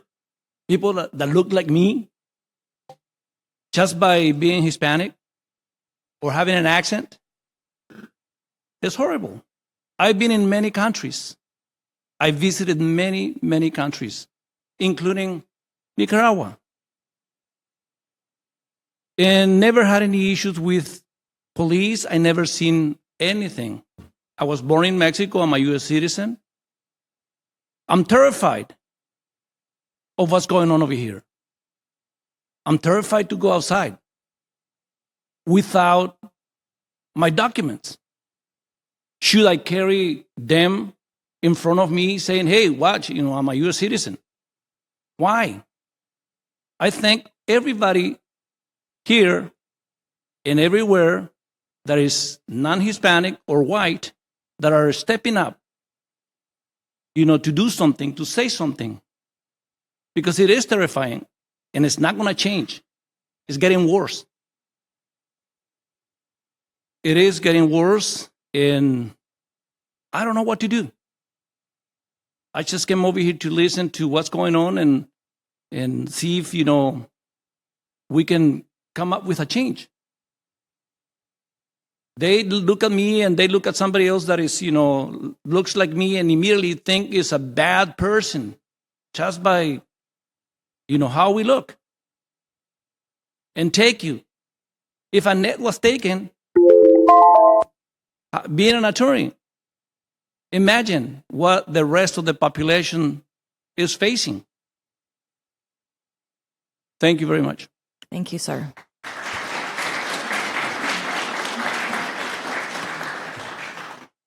I want to make sure that I don't, if anyone else wants an opportunity, please come on up. Thank you.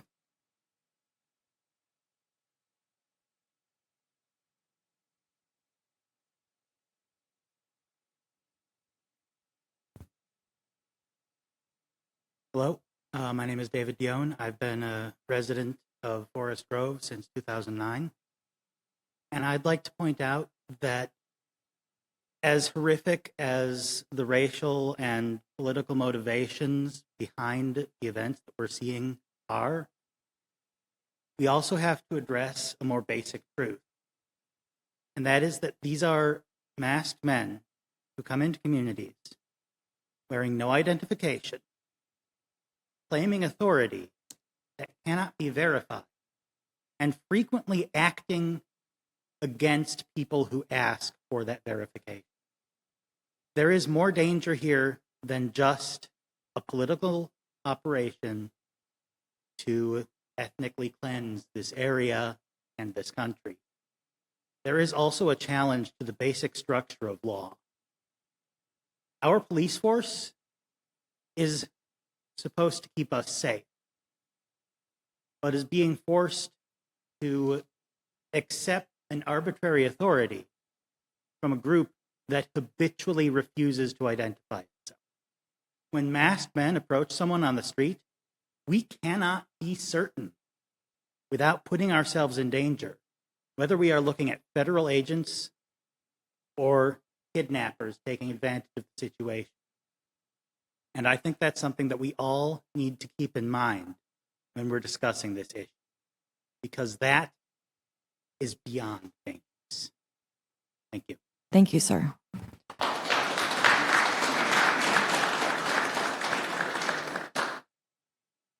Come on up, please.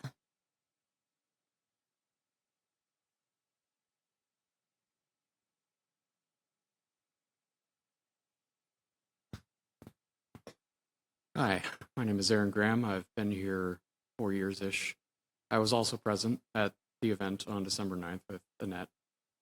And at the time, watching, a bunch of masked men with guns haul someone into an unmarked van and disappear them in under 2 minutes was quite this happening 10 minutes from my house was quite an experience. But now it seems like a near miss considering what happened with Renee Good recently. And I just want to add my voice to the other people who've already said this. I'd like the police to seriously consider making new protocols for dealing with reports of ICE activity, because part of the problem at the moment is that ICE comes in, does stuff so quickly that the police literally cannot get there in time. Like I said, the entire incident on the 9th took less than 2 minutes. 2 minutes from her arriving to being carted off in an unmarked van. And I don't know enough about how police procedure works to have specific suggestions, but I'd like to ask that people with more experience than me put a little thought into this.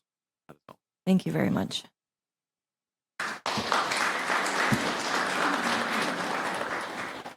Before I move on to Zoom attendees for public comment, just going to give a once more option. If you would like to give public testimony or public comment, you may do so now.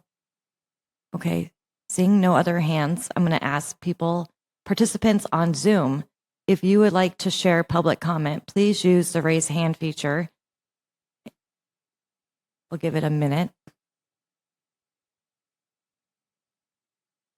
Okay, seeing no raised hands, I'm going to break from procedure. Typically in a city council meeting, public comment is designed for us, your governing body, to listen to the public's comment. We don't return a comment. We don't have a discussion. But I'm going to be selfish. My comments don't come until the end of the meeting, and I want to respect your time. And I want to say a few things. this is heartbreaking on so many levels, as a community, as a nation, the country.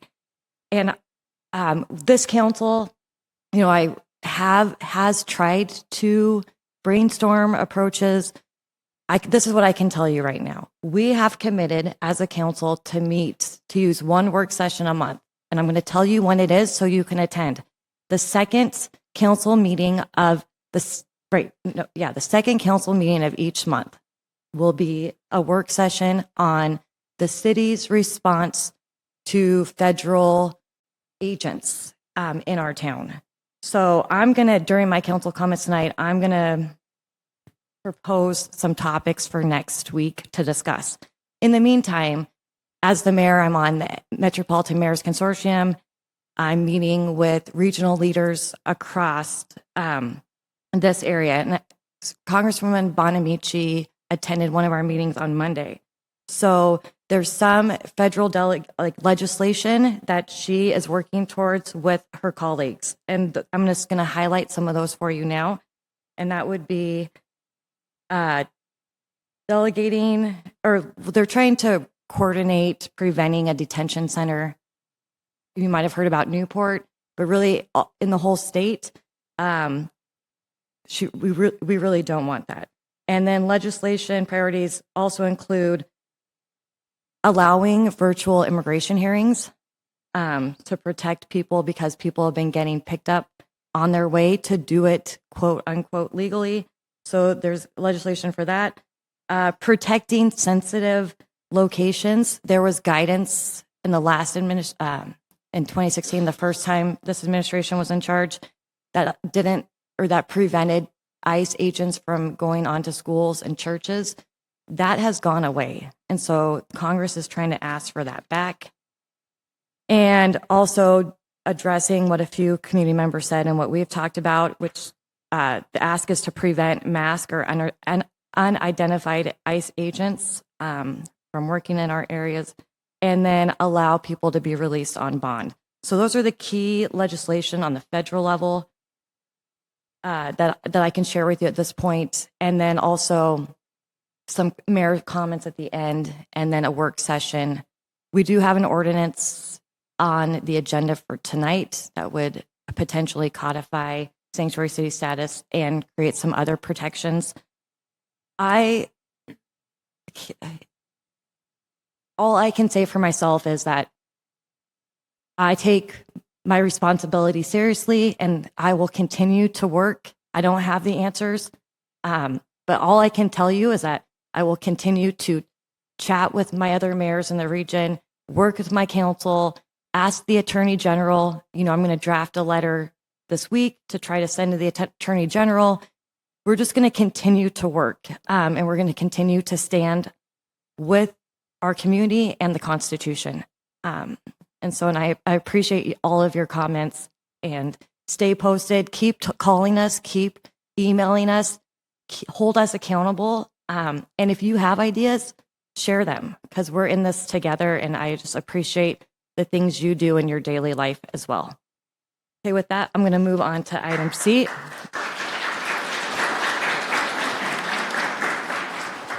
I'm going to move on to item C on our agenda, which is the consent agenda. Items under the consent agenda are considered routine and will all be adopted with a single motion without separate discussion. Councilors who wish to remove an item from the consent agenda may do so prior to the motion. Any item or items removed will be discussed and acted upon following the approval of the remaining items. What is the wish of the council? I'd like to remove item C3. Okay, there is a motion to remove item C3. Is there a second? I second. Okay. Councilor Falconer asked to remove item C3, and Councilor Martinez seconded it. All those in favor, say aye. Do we have aye? Aye. Thank you, Council President. Go ahead, Councilor Falconer.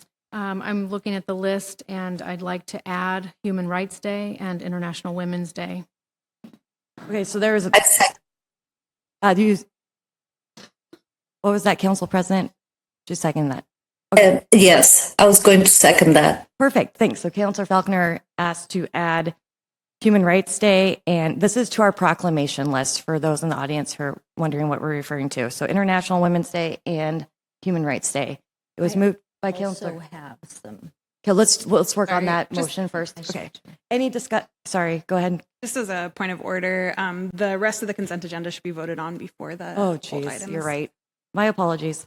Okay, so let's vote on the rest of the consent I'll agenda. move to approve the consent agenda without item 3C. Thank you, Sorry, Counsel. C3. I second that. Okay, so the consent agenda was moved by Counselor Falconer and seconded by Counselor Martinez. All those in favor, please say aye. Aye. All those opposed, same sign. Hearing none, the consent agenda is approved except for item C3 in a vote of 7-0. Okay, then do we need a new motion? Can we reuse that for the additions to the proclamation list? No, we can take Okay, this as. so we have a motion which was seconded to add International Women's Day and Human Rights Day to our proclamation. Any discussion on that?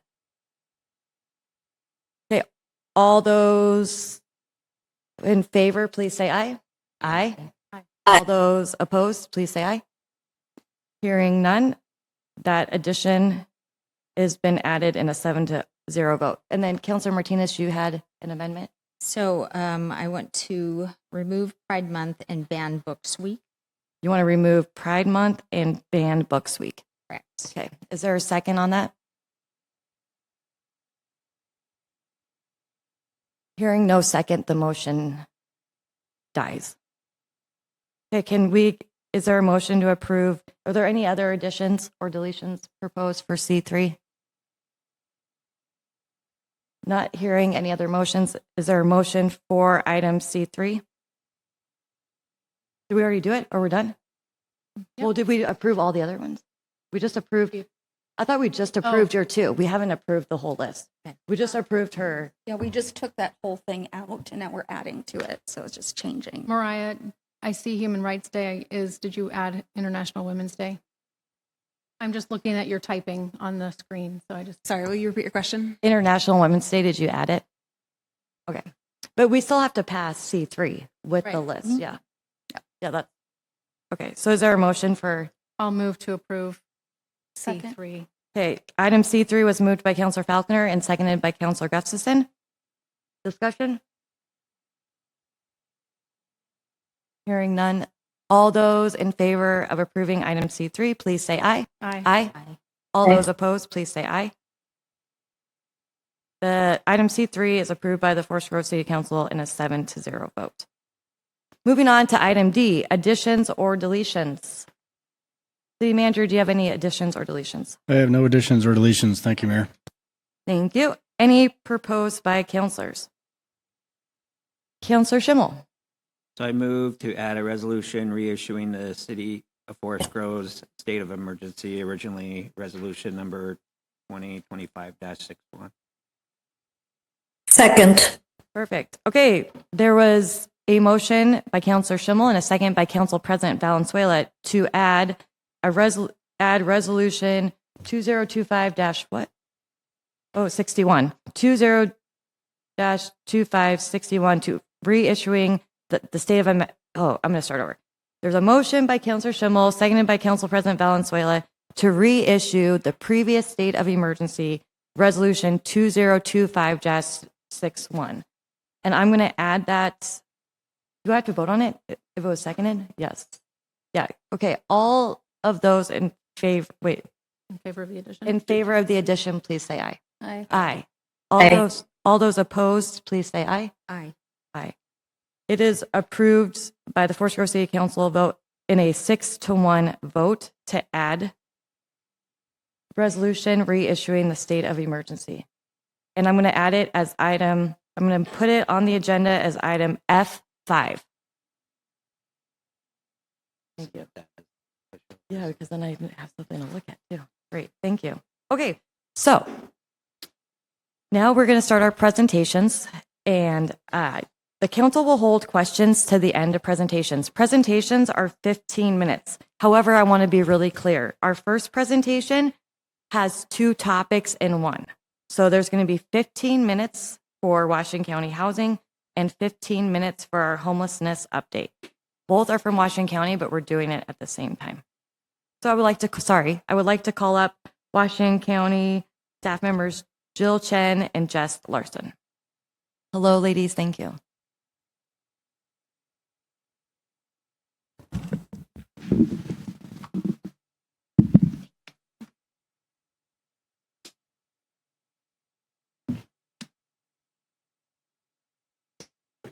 Thank you. Is this on? Yes. Thank you. Thank you, City Council members, for this opportunity to present to you the Department of Housing Services of Washington County's annual report. I am Jill Chen. I use she, her pronouns, and I'm the Assistant Director of Housing. Good evening, Jess Larson. I am the other Assistant Director in the Department of Housing Services overseeing our homeless services programs. Is it this one or the other one? Next slide, please. Oh, that is the correct one.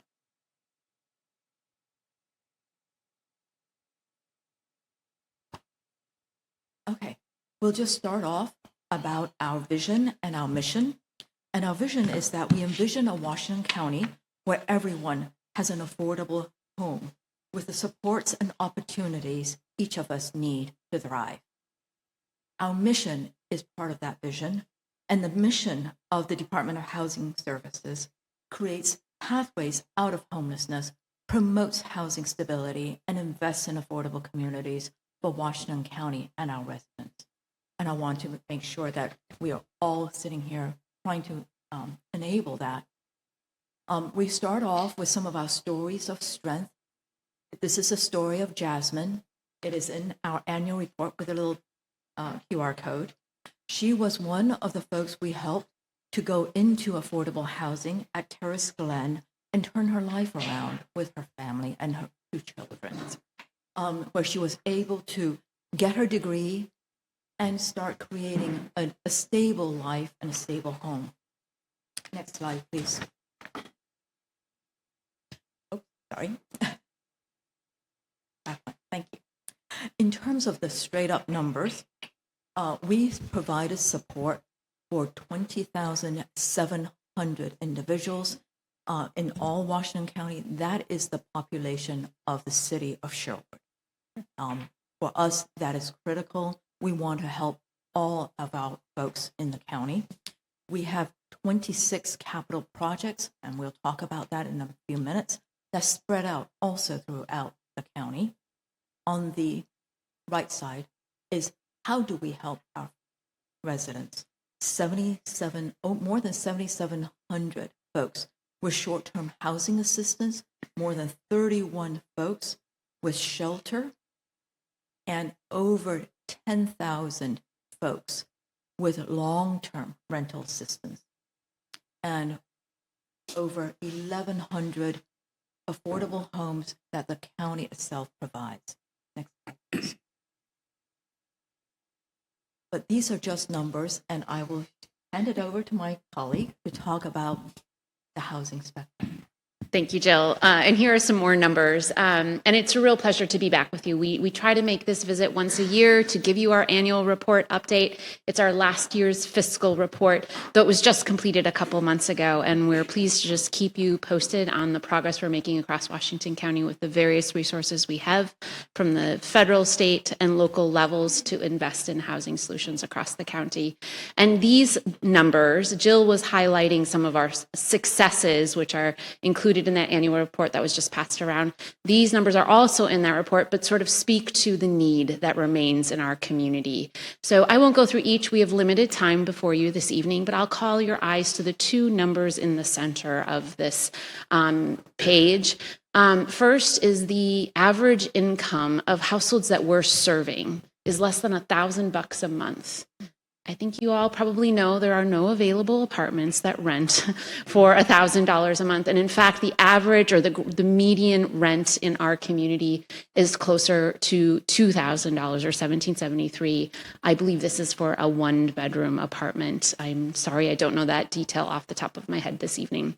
but it helps to illustrate the gap between households with very low incomes, especially seniors and people with disability who lived on fixed incomes in our community, and what's available in the market, and what our programs funded by those federal, state, and local partners intend to resolve in our community by bridging that gap, though those resources and those programs still leave a lot of bridging to go. There's just not enough to go around for the amount of need. In fact, 50% of our residents are severely rent burdened. So next slide, and we'll get into some of the highlights of our homeless services programming over the last year. Here we start with what we call our front door programs, how we help someone who's outside, unsheltered, or not yet connected to our services. We have a variety of programs from outreach, liaisons, to new access centers, which will be an important critical component of our homeless service system coming on board, well, as we speak, frankly.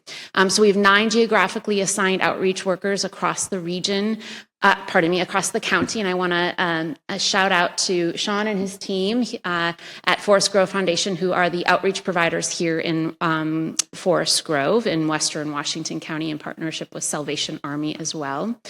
The access centers are these new full service centers for people who are still outside, not yet connected to services or shelters, who want to come in, get a hot meal, put their stuff down, talk to somebody, and maybe start thinking about getting into shelter, or meeting with a case manager to talk about housing, or talking about mental health or recovery services.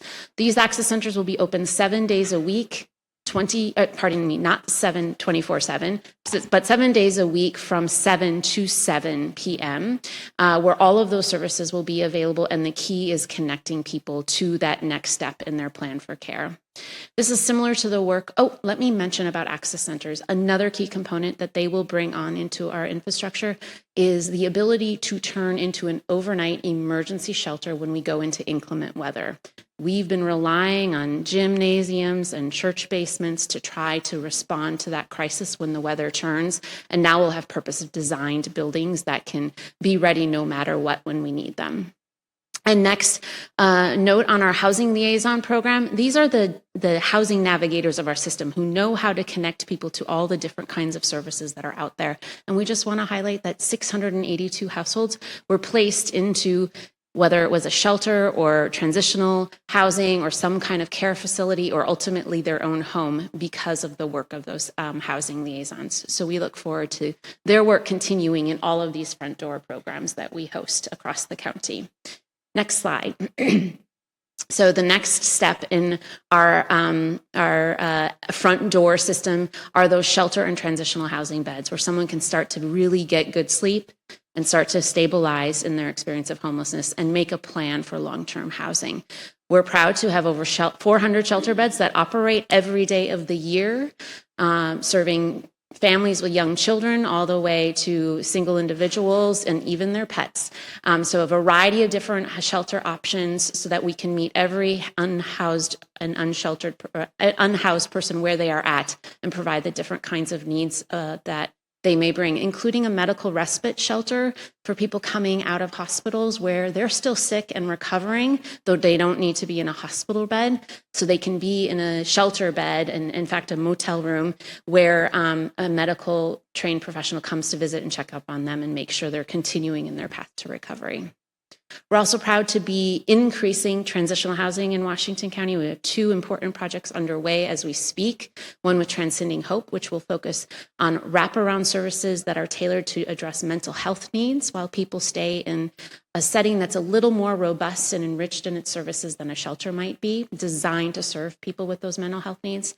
And similarly, Helping Hands will be operating our new Cornell Road recovery building that was recently purchased on the corner of Cornell and Highway 26. And that transitional housing program will be focused on people working through their substance use recovery. Next slide. Thank you, Jess. Once we move folks into housing, how do we keep them stabilized? One of the key aspects is rental assistance. We have a number of programs and work with a number of landlords. There's approximately 1,500 landlords, most of whom are from the private sector. These are folks who take our vouchers, which is using part of that $80 million from the federal government, the state government, or the regional rent assistance and house our community. And these are from anywhere from the Section 8 vouchers you might have heard, or the regional local rent assistance funded by supportive housing services measure, all the way to some of the funding from the state. We're serving, as you can see, a number of different households. I've already mentioned about long-term rental assistance. There's also eviction prevention, which is critical in keeping them stable, as well as short-term rental assistance. Next slide, please. A few highlights about who we're serving and who is in our communities. On the left side, you'll see that there's over 4,200 children in our household, in all of these buildings. And there's a large number of seniors. Many of them are on Social Security or fixed income. And once they are housed, one of our metrics of success is whether or not they are stable, whether or not they can stay in that home. And we have a 97% retention rate. This graph on the right side is the demographics. Who are we serving? What's their ethnicity? What's the makeup of poverty? Next slide, please.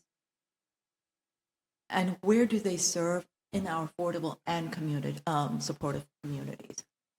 Jess had mentioned recently about some of the assets that we are having, such as transitional housing and our access centers. You'll see on this map, our services and our capital assets are spread throughout the county. On that side, yes, is Forest Grove and Cornelius. And you'll see that there is a number of different both shelter, access centers, as well as affordable housing in Cornelius and Forest Grove, and it's spread throughout. The list of affordable housing projects are to my right. And you'll see that there's a number of buildings, many of whom are owned and operated by the Housing Authority, and many of them are also owned and operated by our partners. Next slide, please.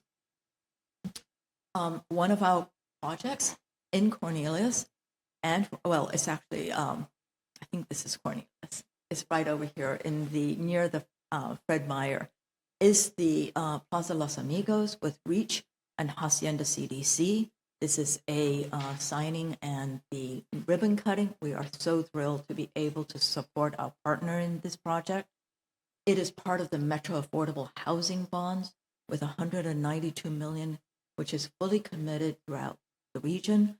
We are on track to exceed every single target that Metro has put forward in terms of total number of units, in terms of very low income, family size units, every single metric. Next slide, please. In addition, we're working hard on preserving affordable housing. You'll see here the Parkside Apartments located here in Forest Grove. It is one of the buildings that the Housing Authority owns and operates, and it is part of our renovation of our whole affordable housing portfolio, in which we leveraged over $100 million to help improve the buildings, extend the useful life, and keep our residents in good, stable housing. Mm-hmm. Next slide, please. I'll jump into our financial overview to just wrap us up here with our annual report. You'll find more information in the report. But essentially, this pie describes our budget, which you can see is overwhelmingly, a significant portion comes from the Regional Supportive Housing Services measure. So we cannot understate how important, how game-changing those resources have been in our community, from shelters to rent assistance vouchers that are keeping people inside warm and dry every night of the year here in Washington County. Next is the 23% pie that is made up with housing choice vouchers, and that's the updated HUD name to Section 8, which is pretty familiar, but that's significant and kind of an old and very well established and important part of housing affordability here in Washington County. About 3,500 households receive that rent assistance to keep their housing from month to month, year to year.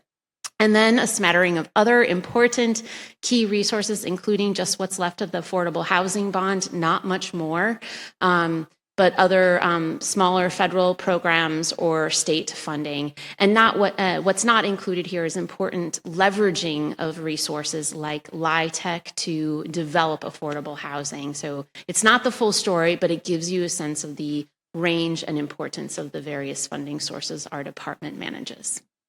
Next slide. And how do we do this work? Well, obviously not alone. There are many, many partners working with us. We have over 25, next slide, please, community-based partners who operate our shelters and various homeless service programs. Next slide, please. We're really proud of our national healthcare case conference, nationally recognized, healthcare case conferencing work, which is done in partnership with hospitals from around the region to catch people as they're being transitioned out of those care facilities before they end up unsheltered and outside and sick again. Of course, we have advisory bodies who help to shape and inform the work to make sure we are on track to meet our mission and our vision and all of our responsibilities to our various funders. And we want to highlight the importance of our partnerships with local law enforcement. One cool tool that we've been able to deploy are these emergency shelter beds where any law enforcement officer from the local community who is working with someone who is unsheltered and wanting to go to shelter can roll up on a given night and a mat will be made available for that individual so they can check in, have a good night's sleep, and figure out what comes next the next day. Next slide. So we'll end with Pierre's story, another one of hope and strength. He was homeless when he went to the Just Compassion shelter in Tigard and then got connected to a career pathway program that got him his nursing certificate. And now he is doing this work as a certified nurse and so grateful to be giving back to his community. So that concludes this presentation. We'll come back for questions, but I'm going to return my seat over to Lisa for your second conversation on the permanent supportive housing project coming up. And I'm going to get another Wait, chair. we're going to do questions. Can we do questions on this presentation first before you leave? And that if you way, like. then we can do Absolutely. questions. Okay, great. Thank you. Does the council have any questions on the presentation they just saw? Councilor Schimmel. Well, I want to comment positively on something and just invite you to correct any misunderstanding. I think what I say every year, this program is the Regional Long-Term Rent Assistance Program with the risk mitigation, with a local housing department that is providing placement support and long-term case management. That's to me, that's the under-celebrated aspect of the program that I feel real affectionate for, and just for the benefit of residents here listening in, there are formerly homeless folks who had lived in Forest Grove, who received services at a shelter, transitional housing, were able to find a decent apartment, sometimes new or market rate. And because of the way the program works to pool not just the rent assistance, but the rent mitigation, that was an exceptional way to recruit landlords and retain them, because they knew that despite any damage on the back end, they were going to recover that. So, and there's such an exceptional team we have here in Forest Grove that is providing that service. I know of landlords that just continue to add units as they free up to the program because of the way it's been managed and because they're guaranteed that rent.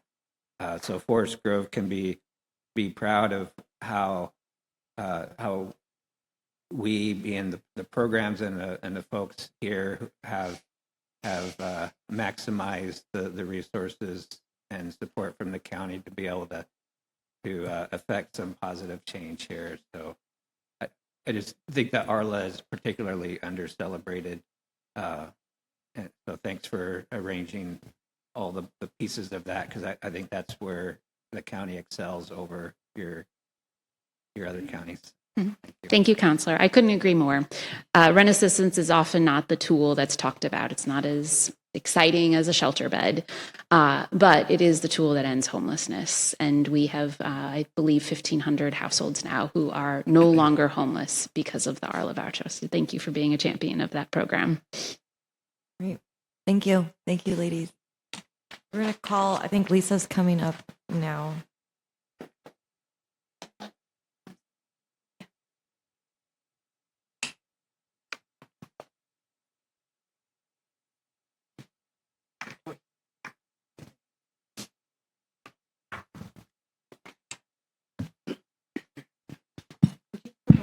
Other presentations, please, on the permanent supportive housing one.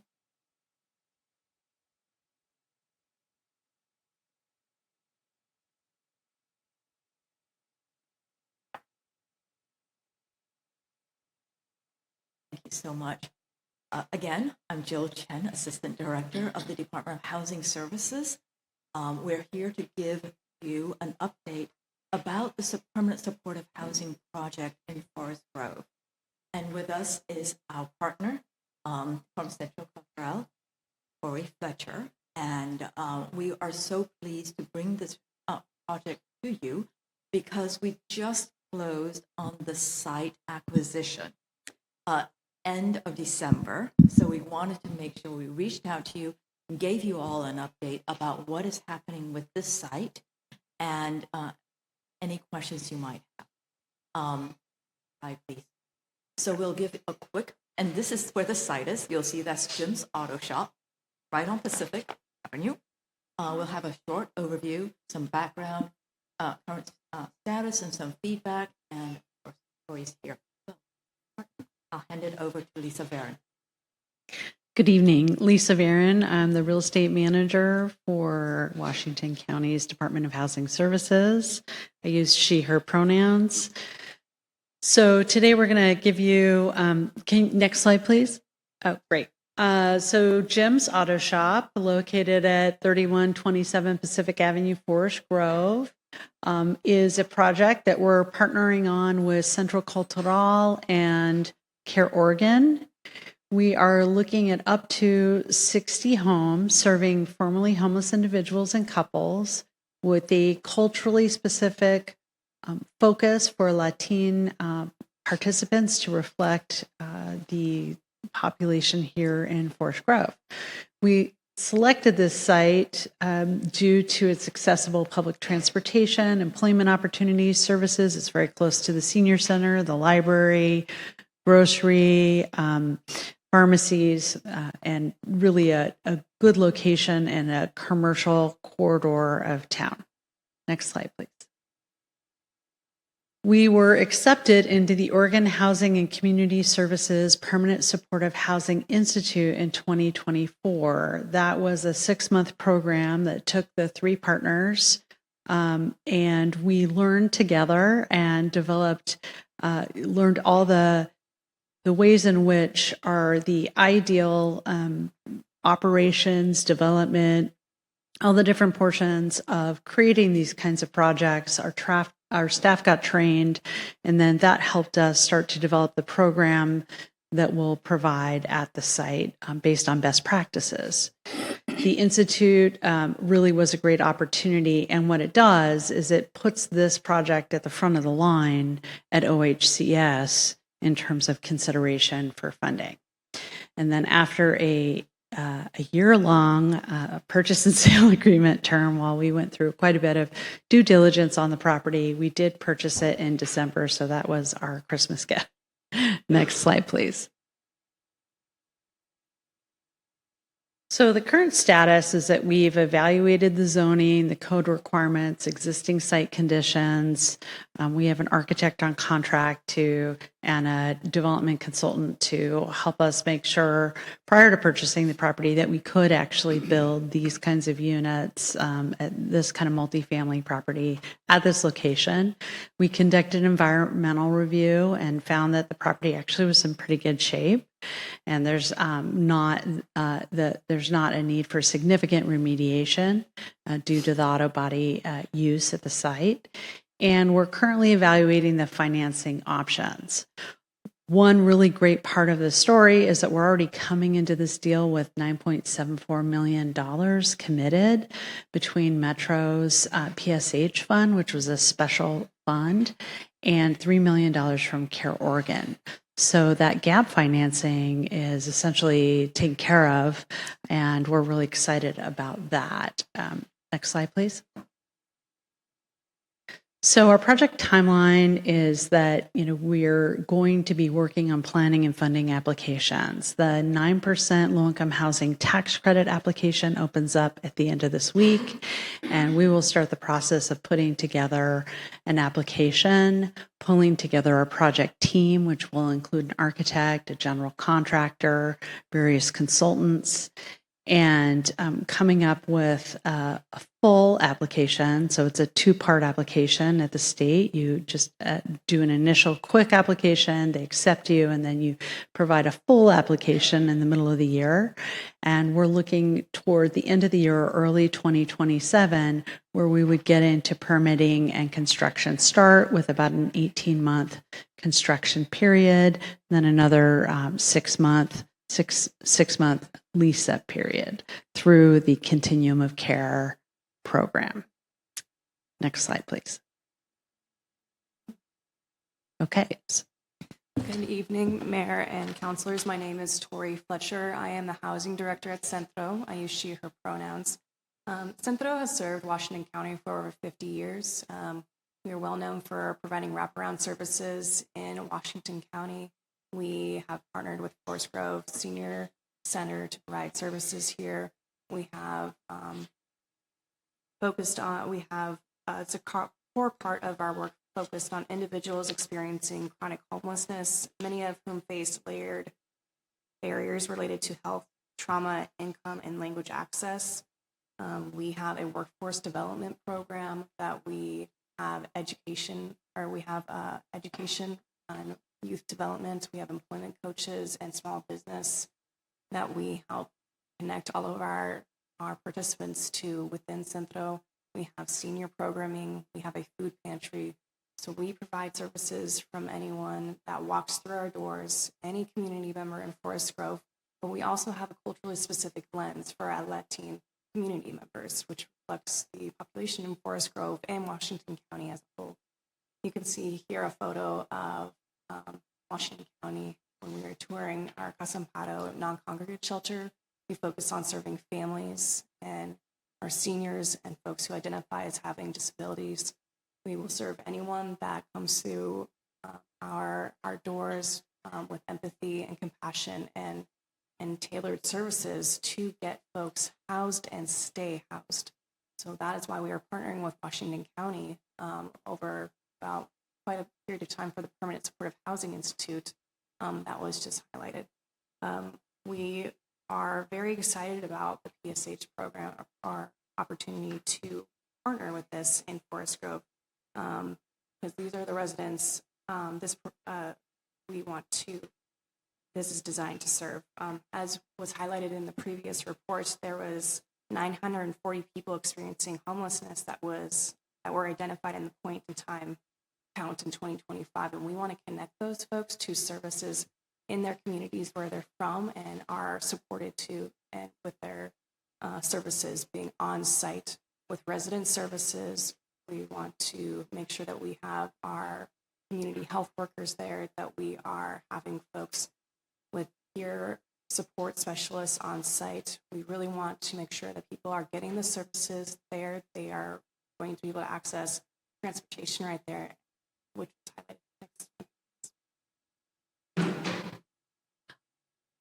I'll just add that the service model that we're looking at for this property is both a very deep resident services model combined with case management, which we have found to be the best combination to help our residents successfully transition into permanent supportive housing. Our next step here is community outreach, and we welcome suggestions from the council and from the community that's here today and at large. If we are going to be putting out a dedicated webpage sometime in the second half of this year that'll provide more information about the project. Really, everything that's happening the first half of the year is behind the scenes. And then we'll be holding community stakeholder outreach meetings. We're looking to reach out to the Chamber of Commerce, nearby neighbors, community organizations, service providers, and to build those partnerships early and to help the community understand what we're going to be doing at the site. Next slide, please. So Jill's information and my information is on this slide. We welcome and invite you to reach out to us if you have additional questions or suggestions as we head into the financing and planning period of this project. We're really excited to bring permanent supportive housing to Forest Grove and to this part of the county. There isn't a lot of it, and really to help you solve the homelessness challenges for people from your community in your community. Thank you, Lisa. Are there any questions from the council? Councilor Schimmel. Well, mostly comments, but first, Jill, as I've shared with you directly, I support this project, and I will block and tackle for you to see this through because I have deep confidence in you and in terms of building this out. Obviously, deep confidence in the Centro team as they've been almost a silent provider for this city for the last 4 years plus. And thank you, Lisa, for stewarding what was probably a very arduous process. But I also want to convey to the community, I'm in support of this, and I want to make sure that we don't conflate this project with the public engagement of a couple years ago regarding Main Street. They're completely two different circumstances, and I want to invite you to approach me with any concern or question you have, whether it's from a business perspective or a residential perspective. I'd be happy to walk you through because I've been vested in the housing and homeless for the past decade. I helped Centro with the Casa Amparo, so I'm deeply vested in this and in making sure that this is a good fit for our community. So I have your backs. And I'm committed to Jill because I know her experience. I trust her. And as an example, she reached out and started to engage us early from the point that there was interest in that property to closure, and we brought the chamber in to ensure that there was some enlistment so that we can engage the business community on the south side as we engage the residential community on the north side. And again, I invite you to approach me with any concerns, but this is absolutely good for Forest Grove. Thank you, Councilor Schimmel. Councilor Falconer. I think Jill did you have something you wanted to? Oh, sorry. I wanted to say thank you so much, Councilor Schimmel. Really appreciate your support and all of the city council support. Thank you. I have a request. So you may know we just finished up 2040 visioning project, and hopefully that will sort of provide a really strong foundation for us as we go into a comprehensive plan update and then implementation through code. And so what I'm hoping is that you all will provide really, really, really great insights into any challenges that you're experiencing from, when you're getting into the permitting process here in Forest Grove. I have found our planning department to be eager to learn, eager to adapt, eager to sort of right size. And I would just really hope that as you're, sort of like approaching your pre-application process, your application process, that you go in and, any challenges that you see, anything that you think that we could be doing better from a review process standpoint, from a development code, design standards, anything that you see as sort of hindering this project, let us know what they are, because, maybe they get addressed at a land use hearing and we'll have to wear different hats, but we also will be dealing with some legislative change. And so we'd love to hear from, your learning and your experience. Thank you so much. We really appreciate that opportunity. And we will, I think we've already started talking with Jesse and his team. So he's been a wonderful partner. Thank you. Any other questions from council? I have one, you asked a question about community engagement. And first, I would just like to say thank you for wanting to do the community engagement part, thinking about that early. And if you heard public comment and then also you look at workload, everything going on, my ask and my suggestion, you can take it or leave it, but if you really want to have community engagement with the neighbors, then I suggest canvassing, having a little mailer, door hanger, and then so giving people some information like this is what's going on, and then and talking to them in person, and then circling back with a community meeting.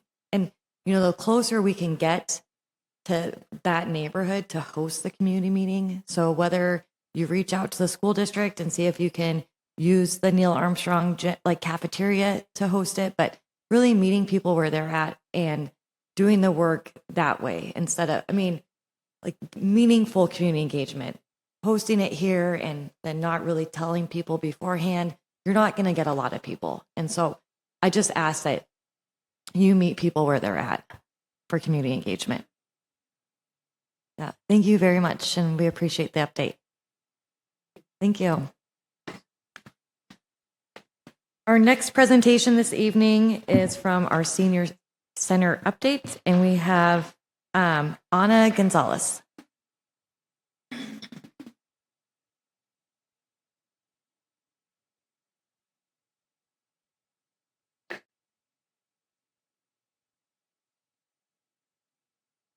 Good evening. Thank you for coming tonight. Hi, good evening.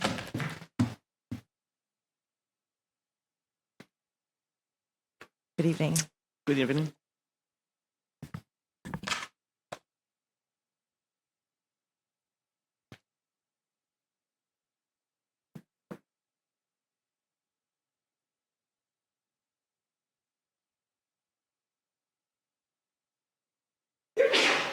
Bless you.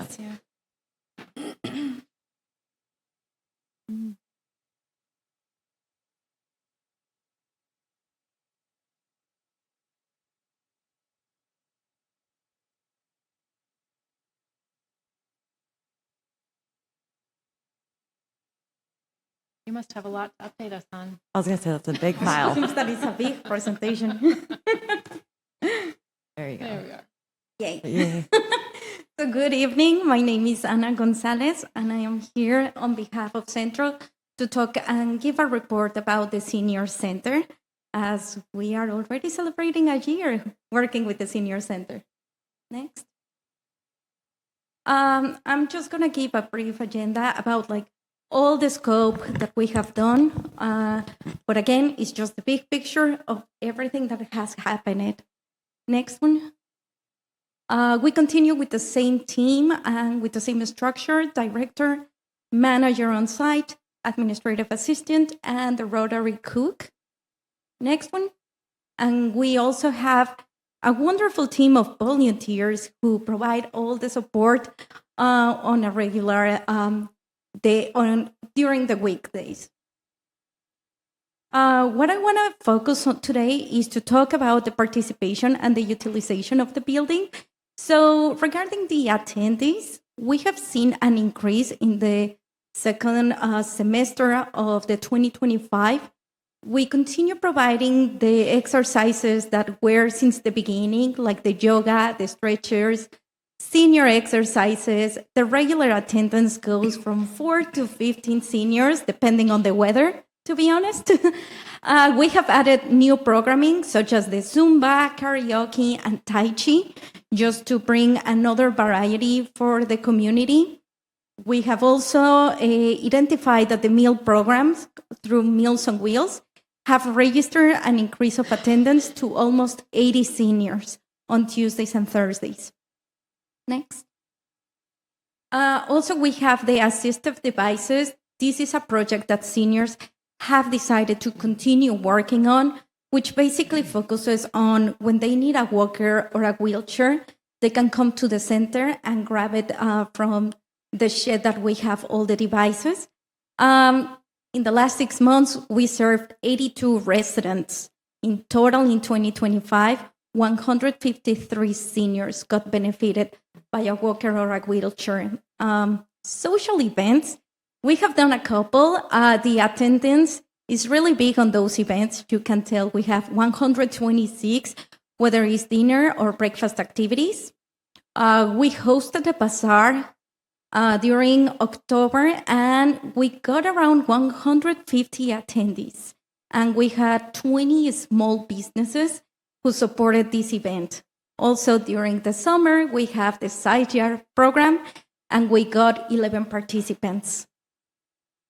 I want to talk also about the partnerships that we have developed throughout the year. And the first one is the Forest Grove Chamber of Commerce. They are great neighbors. We are already working with the Ambassador Program. We also supported the Christmas lining. We also have the partnership with the American Legion at the Forest Grove Veterans Action Network. They were able to provide us with a flag, and as you can tell, it is already there at the senior center, and they are the ones who focuses on bringing the flag down or bringing it up. So really grateful to have that wonderful partnership. And of course, the small businesses around the area who are focusing on giving us raffles, giveaways, so we can give them in raffles and in our programming. One of the things that I remember we talked in the last presentation that I did was the rentals and work on the community center. And as you can tell, we were able to increase the numbers of the rentals. The second semester, we got 17, which is a great number, just again, first year. So we were able to ramp up on that matter. We continue with the leasing with Companions, Meals on Wheels, and the church on Sundays. Right Connection is there, but in the end, Right Connection is a partner that we are hosting. And for the newsletter, we continue working, making sure that the community receives this newsletter that has an article regarding health. We have a healthy menu. Then we have the activities and the programs that are happening around the community. And we make sure that we spread the word about activities and events happening in Forest Grove. You can tell that we have so far registered 125 seniors who are receiving the newsletter for free. And we also have community receiving it virtual, but that's very minimum. Our pantry services remain, continue, happen every Thursday and Friday. There's the amounts that we have registered in 2025. All of these services are provided by Larry and Norma. Great partners to have and support a lot of the community members. And during the summer, we also receive produce from Betty's Good News Pantry. Great resource for the seniors. I want to also share the financial overview now that we have been already for a year. It is break in income and expenses. When it says loss, I just want to highlight that the loss is the general funding of Centro Cultural, who is paying all the grants, funds, supports, are the ones that are covering that amount of the 83,625.76. So even if it says loss, it's basically all the work that Centro has done and we committed to do since the beginning. And we have the maintenance and repair list of the center. And joining me is Person Gonzalez to give an overview of everything that the facility is needing.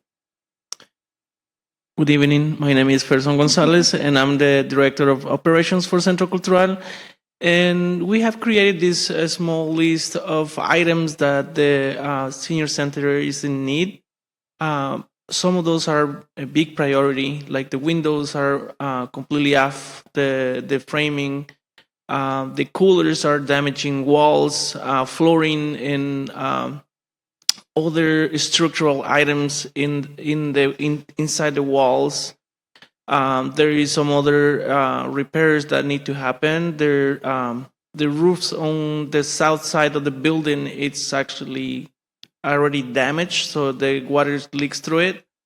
And then because of the wind a couple of weeks ago, we lost our signage. It was ripped, so we have to remove it, and we are waiting to get a new sign. The AC, the HVAC system does need a lot of help.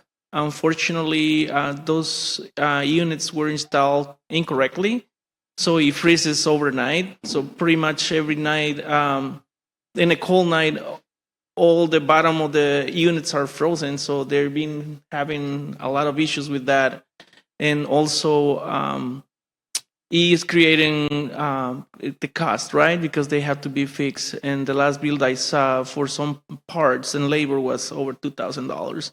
And those can be fixed by having some risers on the inappropriate drainage to the system. Also, internally, I think they did have an issue with Reuters a few years ago. So they ate all the insulation for all the venting and ductings that are utilized for the HVAC system. And then from there, we do have other items that they're gonna need attention, just like the inspection for all the plumbing system, because we've been experimenting a lot of issues with it. So it's gonna be a priority, and those are big expenses that need to be considered. The sparkling system in the garden, it has also, I think it was made like volunteer base made, so it's just we have issues this year where like we lost a lot of water because it's not properly, it's too old, so it needs to be fixed. And then just basic maintenance, just like the gutter cleaner and roof maintenance, and like around the areas also, pruning the trees, making sure that senior center is presentable by putting some bark dust and like doing an accurate maintenance to the building. Thank you, Person. And I just want to share briefly, we are doing a survey of 1 year with all the seniors. Basically, I'm shifting gears right now. I'm working about the quality and the perception of the community about us being administrating and the programming. Overall, the satisfaction is, you can tell, very satisfied 50%, satisfied 25%, neutral 6%, and very dissatisfied 18%. We have programs and activities because we want to make sure that we understand the needs of the community and that what we do focuses on what the community needs. Basically, and just circling back of what it was said by the mayor, we are trying to meet the community where they are at. So this is just information about like what are the priorities for the community. Day trips, excursions, social events are like in the top of the interest of the community. Most of the people that we are serving right now, they are not using the website. We understand that may not be the specific or the tool that they use to get their information at the moment, but that also has given us an idea on how to focus on providing workshops about scams and making sure that they understand about AI and frauds. We had a couple of workshops already with a bank to ensure that we continue providing education to the community. Topics that they would like to see or workshops and resources, it is listed in there. Overall, the community connection, they are very satisfied with what we have done. And when we are asking to the community about the feedback, one of the things that really got my attention was that they want the speakers that they can go to the senior center and talk about Forest Grove and the history of Oregon is one of the things that they are really passionate to know more and just to remember how was Forest Grove in the past. Of course, day trips, activities are the priority for all of them. And next one.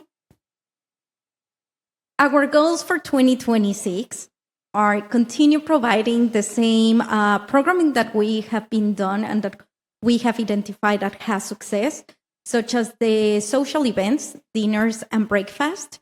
The dates may change. It depends on programming, but overall, this is our proposal of this year. Next one. And also, our goals for 2026 is to ensure that our programming focuses on other generations and partners. We expanding clubs that allow intergenerational collaborations. What I mean with that is the quilting group. We have a wonderful group of quilters that join on Wednesdays in the mornings, but they have identified that not a lot of people attend on Wednesdays because they are working. So they have already shifted onto Friday nights. So people can come and learn how to do quilting with all of them. And it is open to all ages. We also are looking and exploring opportunities so the center can become a recreational space for youth. And I know we were in talks in the past about hosting the community open house that last year was held in these facilities. So we are still open to more collaborations and ensuring that the community sees that building as their own, like not only the senior center, but also that recreation component that all the community needs in here. And that's pretty much it. Thank you so much, and we are open to questions. Thank you. Questions? Councilor Schimmel. Pretty impressive what you've been able to accomplish and actually show for it in 1 year. Especially interested in understanding the conditions of the building and the real cost of operating, and directed my attention to my colleagues and city managers. This is a level of understanding we haven't had of both the building and operating at a level that our community is asking for. So I don't know if it's before or at our next budget cycle, really digging into that. And I don't know if there's some discretion around the city contracting a capital needs assessment of that building so we get a professional level, thorough assessment of the building and what systems need to be replaced. So that information goes into our deliberations about what we need to budget for that building. And so I can talk more about that offline, but I think those are just two critical things I think Centro has helped to really enlighten us and expose, for us to, I guess, with respect to the 2040 plan, that center plays an integral part of that community engagement that we want to accomplish. Thank you, Councilor Schimmel. Councilor President Valenzuela, did you have your hand raised? Yes. Can you hear me? We can hear you, yes.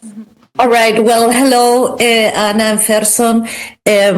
You have done so much in a year. And I just want to congratulate you. I think I always expect a lot coming from Centro.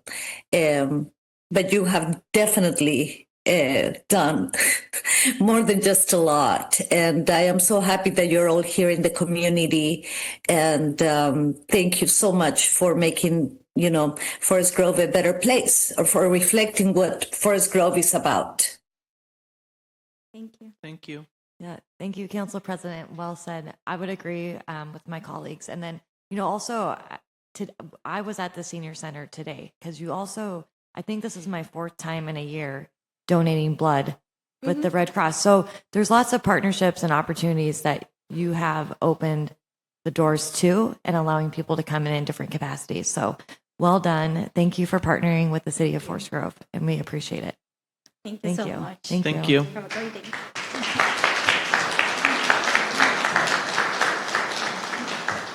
And Happy New Year. Oh, thank you. Okay, our final presentation this evening is our Community Impact Grant update from the Chamber of Commerce.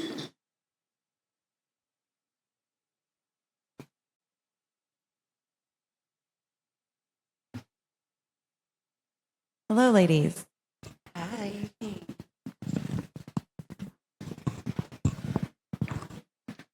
So Mayor and Council, thank you so much for having us here today. This is our 3rd year, entering the 3rd year of the Small Business Development Incubator. And when we started this initiative, we knew the importance of establishing something that would help provide businesses and entrepreneurs a steady walk through the process of starting a business, scaling a business, closing a business, finding resources. And in its 3rd year, it's become a very trusted, safe place for folks to come in, and attribute that to Ceci Hidon, our Business Development Director. Next slide, please. So the goal for our Small Business Development Incubator obviously is to provide one-on-one business support, to provide equitable business training, to have diverse growth. We want that scaling support in all areas, and also to help build strategic connections, whether you're starting a business, scaling a business, getting a business certified. So in all manners, big or small, we want to make sure that we provide those connections business to business. With that, I'm going to turn it over to Ceci, who will talk more about and more in depth the work that goes in day to day at the Business Development Incubator and Hub. Thank you, Claudia. Good evening, Mayor Wenzel and council members. Thank you for the opportunity. And I'm going to share just some outcomes since we launched the Business Development Incubator. And we have continued to deliver impactful services and technical assistance, and also events that foster growth and opportunities for our local entrepreneurs.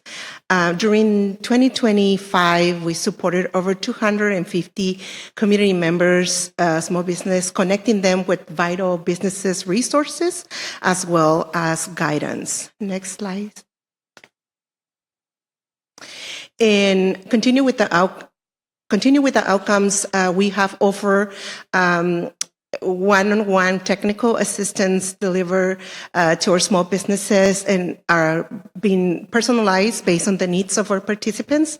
And we supported over 90 local businesses owners, and we supported also and help launch 10 new businesses, including within those, the area of businesses are house cleaning services businesses, consulting services, construction, and home-based acres. Successfully, we facilitated multiple business training sessions, and some of those are listed there: AI for entrepreneurs, personal and business credit, and personal finance, and business one-on-one. With these trainings, we had 46 participants. Next. And I would like to highlight one of our events that we launched. We launched on 2025 in collaboration with West Tualatin Habitat for Humanity and the Cornelius Public Library, as well with other professional businesses and other nonprofits in government sectors such as the City of Cornelius, City of Hillsborough. And one of the success of this event was that we were able to bring 45 plus participants and also vendors that participated, and these include small businesses, specifically in the area of construction and government and nonprofit. And one of the reasons why we did this event was because that's what the need was. They wanted to connect, that small business construction businesses wanted to connect directly with government sectors and also other nonprofits that are doing this type of work. And Habitat for Humanity, West Tualatin Habitat for Humanity reached out to us and said, we want to connect with businesses, with government sectors, and we want to partner intentionally because we want to make sure that we are connecting with local businesses and investing in our local communities. And that's why we started this event, and we're happy that we're bringing it up this coming 2026 in the summer, and we will I already have other businesses and partners that want to be part of this event, so I'm sure that we're going to be having another success event. Next. Also, trainings and events that we put together was, and all of these services that we provide comes from the local businesses based on their needs. Some of those trainings are that we deliver are for our entrepreneurs. One was about advertising as an entrepreneur, and then we had another one to talk about different tools for entrepreneurs, such as cash flow management, build your banking relationships, and business credit, including personal and business credit. And with this, we partner with U.S. Bank. And then we also brought a bilingual government contracting training in partnership with Apex Accelerator and PDVG. It's a professional business development group. It's a nonprofit. And the Apex Accelerator training is to focus on supporting businesses that are interested to register to do more business with government sectors. In terms of events, we had and launched the Multicultural Business Expo in partnership with Zesty Food Cars. Again, these are events that are being requested by our businesses, our local businesses in the area, and we partner with them to give the opportunity to other businesses to showcase their products and services. In September, we launched. We had the launch and roundtable building together. Again, we were approached with other partners to put together a community session, and we did that partnership with West Tualatin Habitat for Humanity, city and the City of Cornelius, but also invited other nonprofits here in Forest Grove and Cornelius to participate. And other nonprofits that serve Western Washington County to start building more relationships and share the services that they provide to our small business community. In October, we participated with the West Side Small Business event that happened at PCC and provided resources. And due to that partnership, now we added another partner that is the Oregon. I don't want to forget. I was going to share it later, but since we are, it's the Oregon Energy Trust. Oregon Energy Trust of Oregon. Yes, Energy Trust of Oregon. That will be partnering where they are going to deliver resources and services for small business that want to change their thermostat infrastructure. And that could be low cost or no cost to small businesses, which we'll be bringing next week. And next, please. Oh, last one, but not least, we had a roundtable business discussion with Senator Janine Salman that focused on the need of the businesses in the area. And we are working really hard to our internal processes on how we collect data and how do we also support our small businesses and develop programming based on data-driven services or programming. And we have increased our partnership this year and also our collaborators, plus 10 more partners.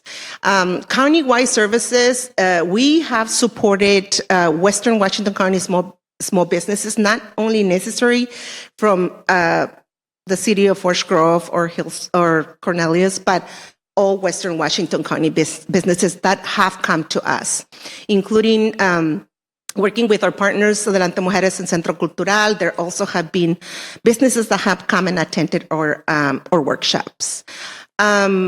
In 2026, we're looking forward for our first quarter. As I mentioned, one of those trainings is coming up, and it will be delivered by Oregon Trust of Oregon, I think. Energy Trust of Oregon, sorry. And we continue to work with Apex Accelerator to offer more trainings in Spanish and in English for those businesses that are interested to learn how to register to do more government contracting. And I want to share a little bit more about the landscape about our small business community. As you hear earlier about different testimonials from our community, I also met with small businesses, and our community is devastated. A lot of small business owners have been affected by what is happening with activities, with ICE activities in our communities. A lot of these small business owners are struggling. 10 of them reported to me that 80, 70, and 60% of the revenue has been down. That shows how much our small business community is struggling. So I hope that in the near future, if there are meetings, please consider the Forest Grove Cornelius Chamber of Commerce to be part of those meetings, to strategize on how do we continue to elevate, foster a strong local business economy. Next. Thank you so much for your support and also your contribution to our beautiful city of Forest Grove. Our ongoing efforts in the city of Forest Grove aims to foster thriving small business environment by connecting entrepreneurs with knowledge, network, and support. The Business Development Incubator is helping to build a stronger and more resilient local economy. Thank you to the City of Forest Grove for your continued support and contributions to our entrepreneurship community, and we look forward for a prosperous 2026 for our small business sector. Any questions? Questions? Councilor Schimmel. You're fine. Well, first I should acknowledge the CEP committee for establishing the community impact grant. I think it's reaching about year 5 or something. Yeah, it's our second. So, 2 institutions, 2 exceptional programs because of the way it was set up, and a 3-year commitment. That well done on that. I've had a front row seat to the incubator program, and it proves how relationship and business are synonymous, or really a tandem, because not only is my daughter a successful businesswoman, she's a successful woman, and it's I think it's because of the relationship, CC, that you've had with her, and just not just pouring in business principles, but just developing as a person. And it just, long story short, it's restored a part of our daughter that we were missing. And I'm grateful just at a personal level, but I also see others who are receiving a tremendous impact from the program. So thank you. Thank you. Thank you. If I may add, this is definitely just a very wide lens of all of the work that goes on. I would be remiss if I didn't, share that, we are receiving anywhere between 4 and 7 individuals that come in every day. And there was something that's at intake form. We do have a good partnership with an internship over from Chimerica Community College, and Teresa has joined us for a year. We've trained her. She does the intake form and really has allowed Ceci and my time to be just very valuable in terms of saving time, understanding when and what people are coming in for. And you did state it correctly, Ceci. Basically, there are entrepreneurs. We highlight that we have 10 businesses, but the reality is that those 10 businesses were during about a 6 to 8 month process of Ceci sitting and working and diligently helping to fill out the forms. I mean, so we're just very thankful and grateful in a time where chambers of commerce are struggling due to renewals because the business landscape is struggling. We saw 3 years ago that we needed to diversify. We needed to do something in our community to help sustain, our chamber arm and to be able to help all business.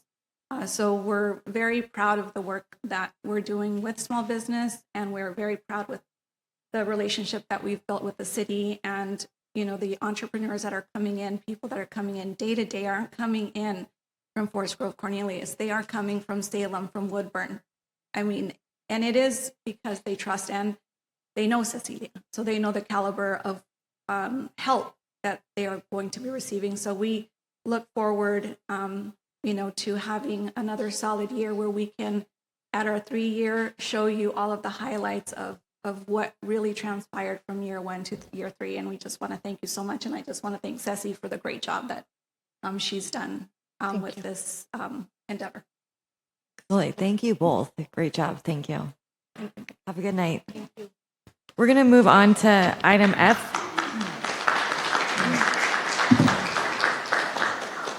We're going to move on to item F on our agenda, which is public hearings, ordinances, and resolutions.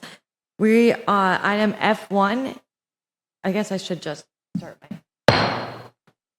The public hearing for ordinance 2025-04 is now open. The City Council passed a motion on December 8th, continuing the public hearing for the ordinance number 2025-04 and advancing it to a second reading. If approved by the City Council, this ordinance would amend the Forest Grove Code of Ordinances to a chapter titled Sanctuary City that would codify Oregon Sanctuary Promise Act, protecting Forest Grove from misuse of local resources for federal immigration law enforcement in violation of state law. Do any counselors have a conflict of interest to declare? Hearing none. Are there any additional comments or evidence that staff would like to enter into the record? Mayor, I'd like to give just an update from the last meeting, if I might, and give a brief recap from the last meeting as well. On December 8th, 2025, the City Council held a public hearing and passed Ordinance 2025-04 on the first reading. We are, of course, here tonight for the Council to consider the second reading of Ordinance 2025-04. If passed, the ordinance would go into effect immediately. A little bit of background. On November 10th, 2025, the City Council passed Resolution number 2025-61, declaring a state of emergency to address the community impacts of federal immigration enforcement. And the Council appropriated funds for community-based organizations to assist those families that are impacted by federal immigration enforcement. At the next meeting, on November 24th, 2025, the City Council passed Resolution 2025-64, declaring Forest Grove a sanctuary city for all persons.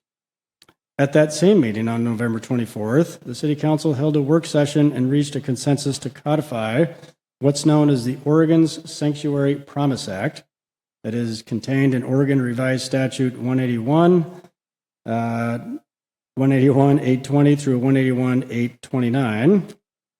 They also reached a consensus to use Portland's recent codification of the Oregon Sanctuary Promise Act as the example for the city to use as a template. Portland is the only city in Oregon to have codified the Oregon Sanctuary Promise Act. They did so on October 15th, 2025. Several other cities are considering following suit. To my knowledge, no other cities have yet passed it. All cities must follow Oregon Sanctuary Promise Act, and generally what the Oregon Sanctuary Promise Act stipulates is that it prohibits state and local police and government from assisting in the enforcement of federal immigration laws.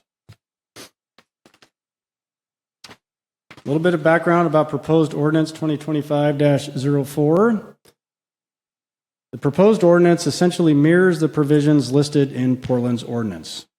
It would create a new Chapter 39 under the existing Title III administration in the City Code. In addition to codifying the provisions of the Oregon Sanctuary Promise Act, the proposed ordinance would direct the city manager to, 1, prohibit assistance. It would prohibit city employees and contractors from assisting with federal immigration enforcement. 2, it would ban resource use. City resources could not be used for immigration enforcement. It would create policies, training, and resources for city staff to manage interactions with immigration enforcement agents. It would publicly report any exceptions to or violations of the prohibition on assisting with immigration enforcement. It would require the city to submit Freedom of Information requests to the Department of Homeland Security and to ICE to gain insight into federal activity. And it would define non-public areas and designate certain city-owned spaces as non-public, which federal immigration agents could not access without a judicial warrant. That concludes my staff report on the proposed ordinance. I'd be happy to have any questions by council. Thank you. Any questions for the city manager? Seeing no questions, I will now call on persons who signed up to comment on the ordinance. Comments are limited to 3 minutes. Please state your name and address for the record. So I'm going to call proponents first. Dale Feek.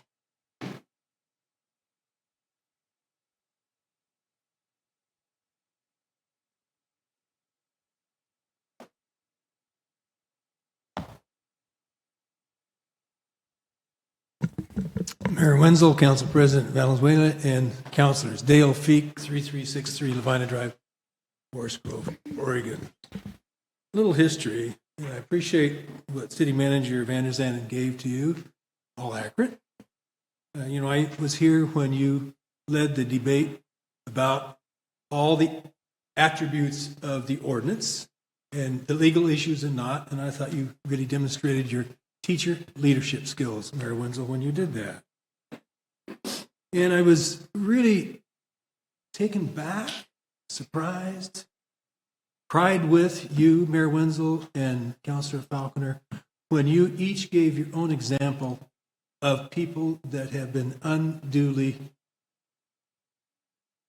acted upon. That really got me, and I hope it would get all of you. It evidently did not. Because on that time, it needed to be unanimous vote, and there were only 5 city councilors here, and I understand why some people weren't here. So it had to be unanimous, but it wasn't. So you did not convince Councilor Martinez to vote yes, so it failed. After hearing tonight Annette Herrings tell her story about how she, in 2 minutes, was whisked away and how was really terribly treated because she was doing the right thing. And then other people that recorded that came up and witnessed it and showed evidence of how that occurred. And my understanding, and correct me if I'm wrong, but the reason, Councilor Martinez, that you voted against it, because you said that anybody that comes through the border without proper papers are criminal. They come in illegal and they're criminal. And the evidence is very clear that most of the people that come through the border are not criminal. Very few are. And President Trump and his regime are going after people that they just look like not them. Or they don't look, they look Latino, or they look brown, or they look something. And so it's really been unfair, unconstitutional, and a terrible tragedy.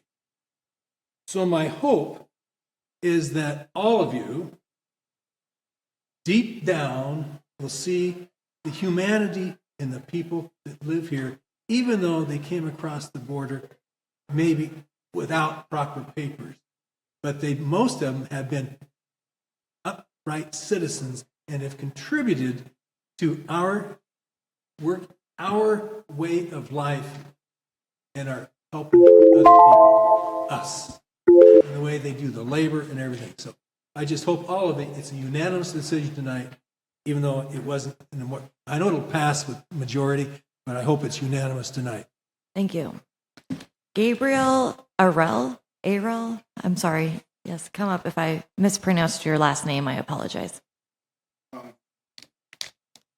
It's Gabriel Arel. Thank you, Gabriel. Yeah, nobody spells it correctly. But yeah, I'm also with Dale with Indivisible, and I am also in favor of the sanctuary city for Forest Grove to be a sanctuary city. And it's important to me because our city is under threat by ICE. I think we all know that. And I wanted to point out that it is a contradiction that we employ people to break our laws so that people who aren't breaking our laws are arrested. And I understand wanting to take out troublemakers, but the people making more trouble is ICE. They're making more trouble than the immigrant community we have in Forest Grove. Communities, multiple communities. And there is a lot of support to make sure ICE is no longer threatening our citizens. Thank you. Thank you, Gabriel. Michael Johnson.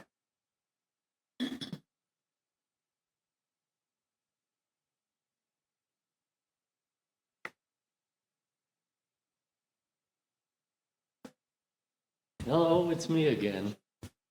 Michael Johnson. I live in 2719 17th Place here in Forest Grove. And again, I'm speaking this time on behalf of Indivisible. We are very much in favor of this sanctuary ordinance. I'm not too concerned about it. I'm convinced that it's going to pass. So I'm not going to spend a lot of time urging you to pass this. I would like to reflect for a minute or two on why we need to do this, why the state needed to do this, why other states and other communities across the country need to do this. And on the one hand, we don't need to talk about it. We all know. We know what we're seeing. We know what we've heard. We know 11 people have been shot, one fatally. We know 32 people have died in custody, and probably more than that. We probably don't know yet. we know the horrors that we've been seeing. And we heard about one particular case today that was extremely dramatic. So we know why we're doing this on the one hand. But the other hand is, this is not a sanctuary just for our immigrant neighbors. And no matter what you think about the law and whether or not it needs to be enforced, it doesn't need to be enforced this way. Personally, I think the law needs to be changed, but that's another story. I'm thinking in terms of this being a sanctuary for our Constitution, for our government, for our way of life, our system of laws. We're a country of laws, and those laws are being flaunted in a way I never could have imagined. I've seen I'm pretty old, so I've seen some weird things in my lifetime. But this is just exceptionally worrying, terrifying, actually.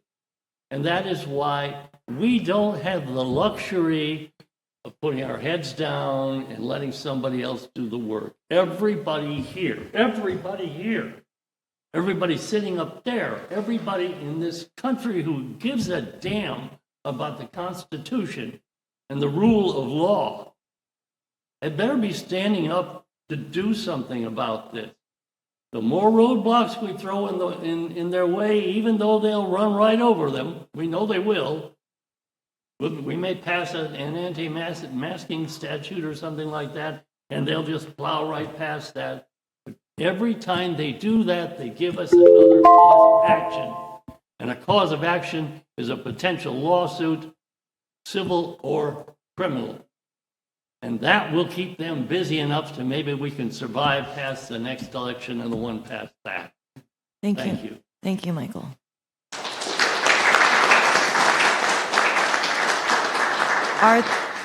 Are there proponents on Zoom?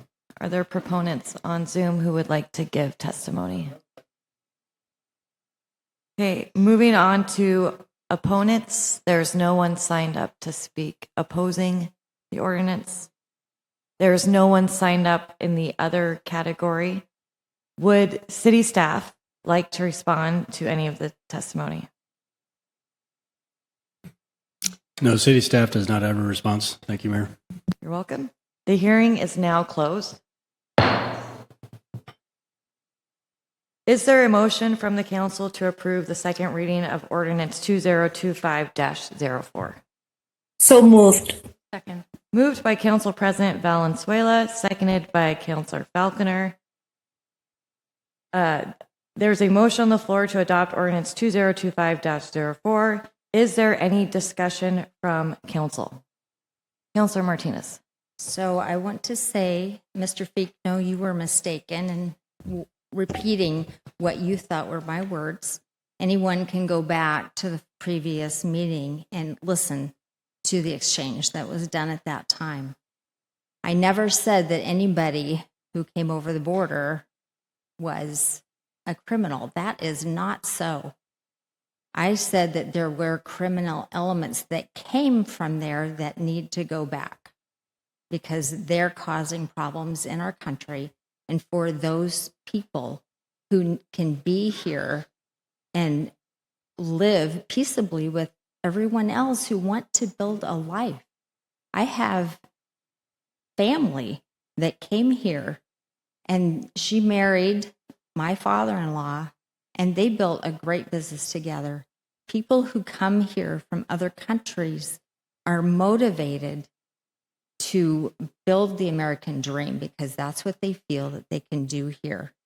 My biggest concerns are these sanctuary city and ordinances make people feel like they can stand up to ICE agents and they can't. You can't do anything drastic against them and not get into trouble because they're going to do the same thing. These are federal agents who trump our local enforcement. We do want a detention center in Oregon because legal help can be brought in for people in state. If they leave the state, people have to find an attorney for them in that state. So that causes a problem when they're taken from Oregon to Washington. So there is a nonprofit working to try and change the laws. So our majority legislators don't want to do anything because they don't want to win for the current administration.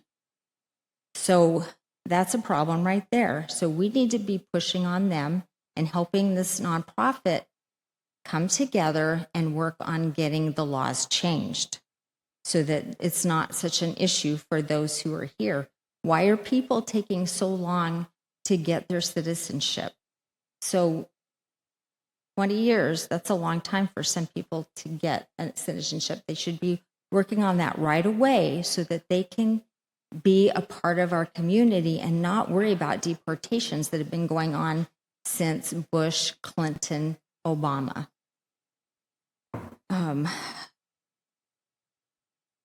And yes, take videos of what's going on so that you can alert family and friends to where their loved ones may be. But you can't interact with them because then you're at risk.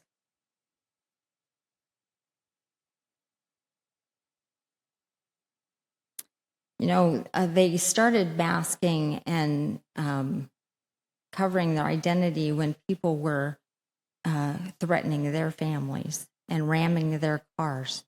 So, you know, there's a couple of different sides here.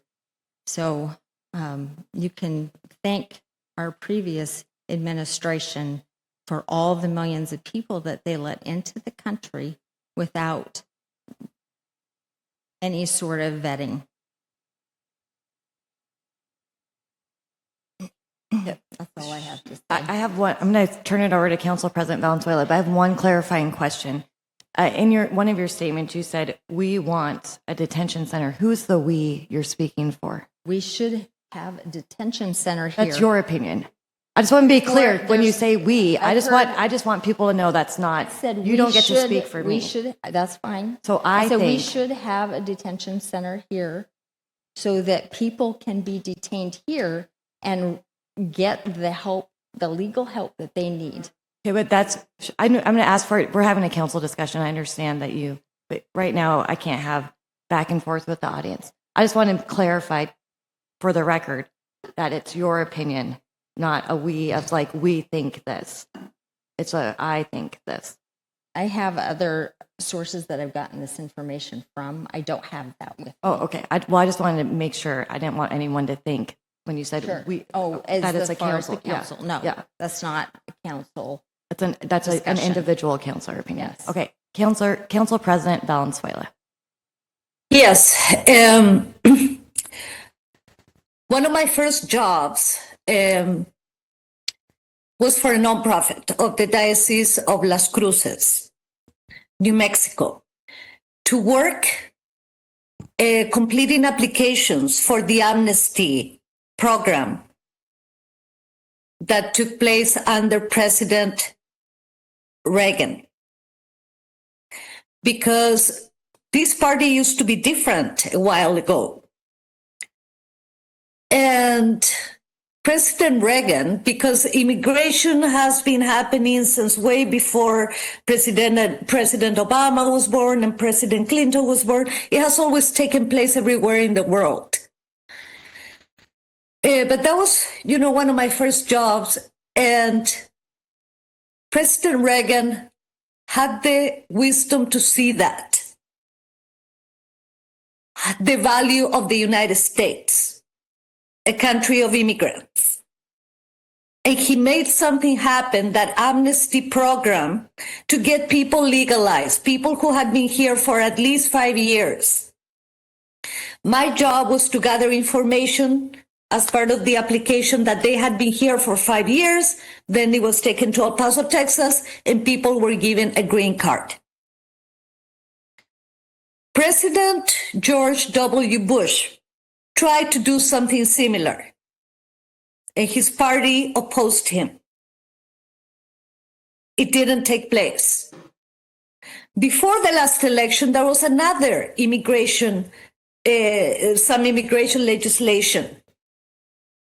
And what happened? Trump said, no, because I need this issue, I need this problem to be real. So it will help me out in the elections. And nothing happened. Now, I will never look at these ICE mask people as victims, that they need to protect themselves. I believe you said, Councilor Martinez, to protect themselves, to protect their families, because otherwise they're going to be persecuted. You know, I have no sympathy. And it's not President Obama's fault. He deported thousands of people with due process. So we didn't have these thugs shooting people, dragging people on the street, on the ground, like the lady that we just heard give testimony earlier. So, you know, we are in a bad place, but we are not going to blame. I will not accept that it is President Biden and President Obama, particularly, that is their fault somehow, because I know President Obama did deport a lot of people, but he also created DACA for the dreamers. And we have very outstanding young people who have pursued graduate degrees. And I can name you a few because they have been my students, that have made a great life for themselves by just doing hard work. I am appalled that, you know, that we still have to blame everything on the immigrants or someone of the opposing party. We need to look at the reality. We need to look at the facts and see what everyone has done. And the first time I voted as a Republican. No more. Sorry for interrupting. Council President, were you finished? Or? Okay, thank you, Council President. Other discussion? Councilor Gustafson. Thank you. Councilor Martinez, I heard about the, detention center in Oregon to keep people from having, be out of state and still have all of this help. I don't know enough about it, but and I don't necessarily agree with that, but it's valid what you were saying, and I totally understand that. A couple things. Miss Annette's story. I don't know if she's still here. And this is nothing, offensive to you, but that story is triggering. And that's good because we all need to hear what's going on. When this started this past year, I mean, it's only been 1 year. Things got crazy really quick. And based on history that all of us learned in school, when we hear somebody say, well, it doesn't affect me, it's not my problem, it's those people, it's always the othering, right? But when you look at history, when this happens, all of a sudden it starts happening to you and you and you. You're not brown and you're getting pulled out of your car and beat up. This in history has already happened. So why, right? We ask ourselves, why are we letting this go? As far as Councilor Martinez, what you said about, getting the ones that are actually criminals, felons out, I get that. But I'm not allowed to burn my house down when there's a spider. And let me tell you, I would like to. But that's not how you do things. You have to be, more specific. You have to look at the people for what they do and not what they look like. So we're creating this huge explosion to get these little few dots, really in the grand scheme of the size of the US, the ones that are actually federal, criminals is minuscule. So once we've got agents acting like they have the power of Judge Dredd, which is exactly what happened to you, and my extreme apologies for that experience. Once we get to that point, once they start going after people they just don't like and beating them up, this is far past doing your job. This is abuse, this is kidnapping, this is assault. It's beyond belief. And not only am I supportive of this, I'm supportive of taking it further, right? Getting everybody's ideas of how can we do this, stay within the legal realms, and how do we make it so that our state and our city are protected from these thugs at the same time. It is a difficult thing to do, but I am 100% supportive of this. And just my comment to Councilor Martinez, who I have a lot of respect for, that might be a different way to look at it, is this huge country and, the small percentage of those, brown or white, that are, criminals. Think of it as what is best for the whole. What can we do to make this better? And this might be just one more little step to help us. Just that's all. Thank you, Councilor Gustafson. I mean, first of all, I want to thank everyone for coming tonight. I want to thank for the public comment that you provided. And as a former U.S. history teacher, as a proud American, as a Grover who ran because I love this community, the importance of protecting the Constitution is because those rules, those checks and balances, those separation of powers, they protect all of us as individuals and as a community. And so I agree so much with what Mr. Johnson said about doing whatever we can do and creating, like slowing it down. In the book that Mr. Feek shared with some of us, you slow it down. You work intentionally, you try to figure out. And I would like to have, I find it a little bit troubling that we are all human beings. Sometimes presidents, congresspeople, celebrities, they're put on this pedestal and inflated, right? Because they have a title.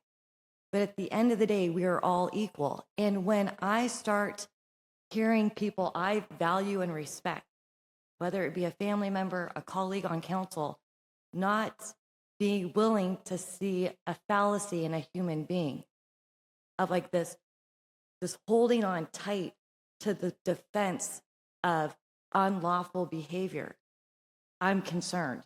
I'm concerned for our country, right? Because there should be, no one is above making a mistake. And to not be able to say, hey, I support some of these things, but this is illegal, this is unconstitutional, that causes me concern about the direction of democracy. But that's on an aside.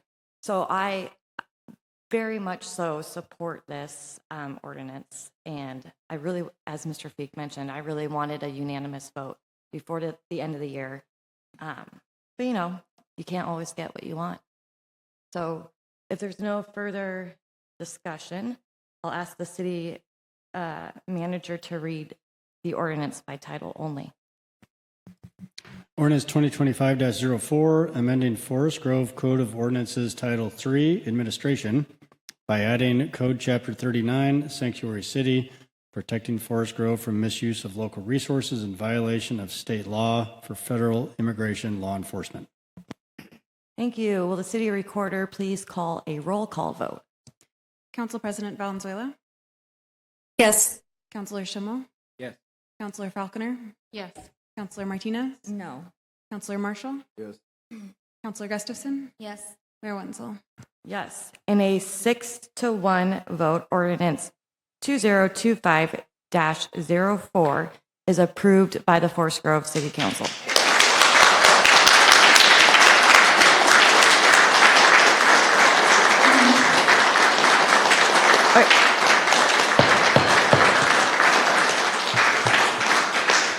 Okay, we still have 4 more ordinances and some mayor's comments and city council comments, so we're going to move on.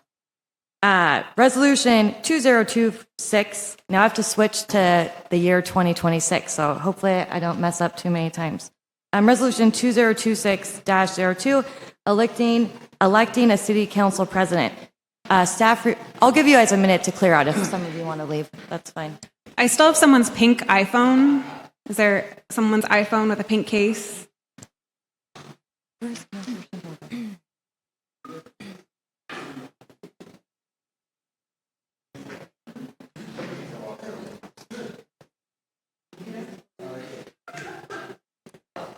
Does anyone missing an iPhone with a pink case? We have an iPhone with a pink case up here. Yes, it's Gabriel's. It's Gabriel's phone.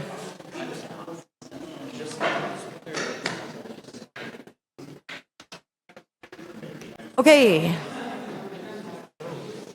I'm gonna gavel. What do I do? Okay, I'm going to ask for quiet so I can continue with our meeting, please. And thank you. Resolution 2026-02, electing a city council president. Mariah, can you give the staff report, please? Thank you, Council. I'm going to report from over here just so I can run all parts of this. I'm going to go over it pretty quickly since we're short on time. This resolution is just to elect a council president, which is required to be done annually by the city charter.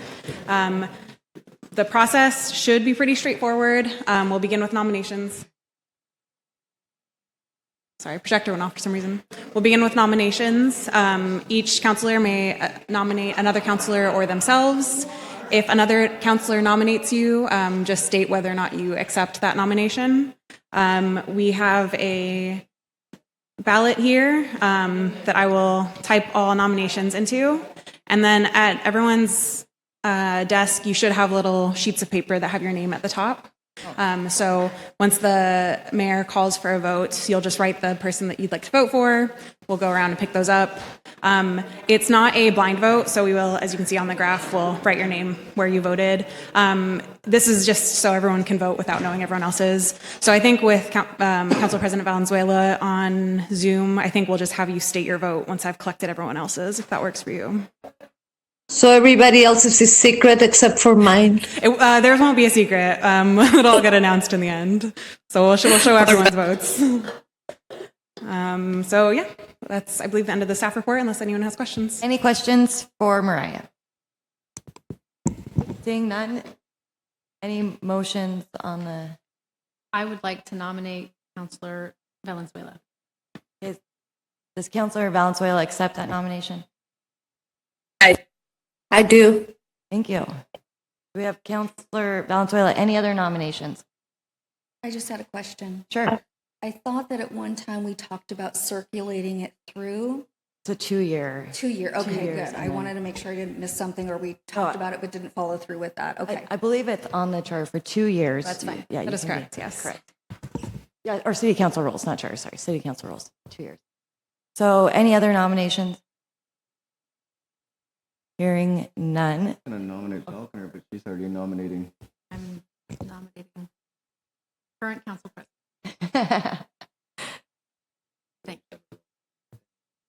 Did you get a second? Do I need a, I don't need No. a second on No, this. seconds are needed. No, I think we can nominate multiple people. Absolutely. you can. Mm-hmm. Are there any other ones? But what happens if there's only one nomination? Can we Then just there's ask? no need to. Can we there's ask no her need if to she vote. accepts or? She said she accepts. Yeah. So, okay.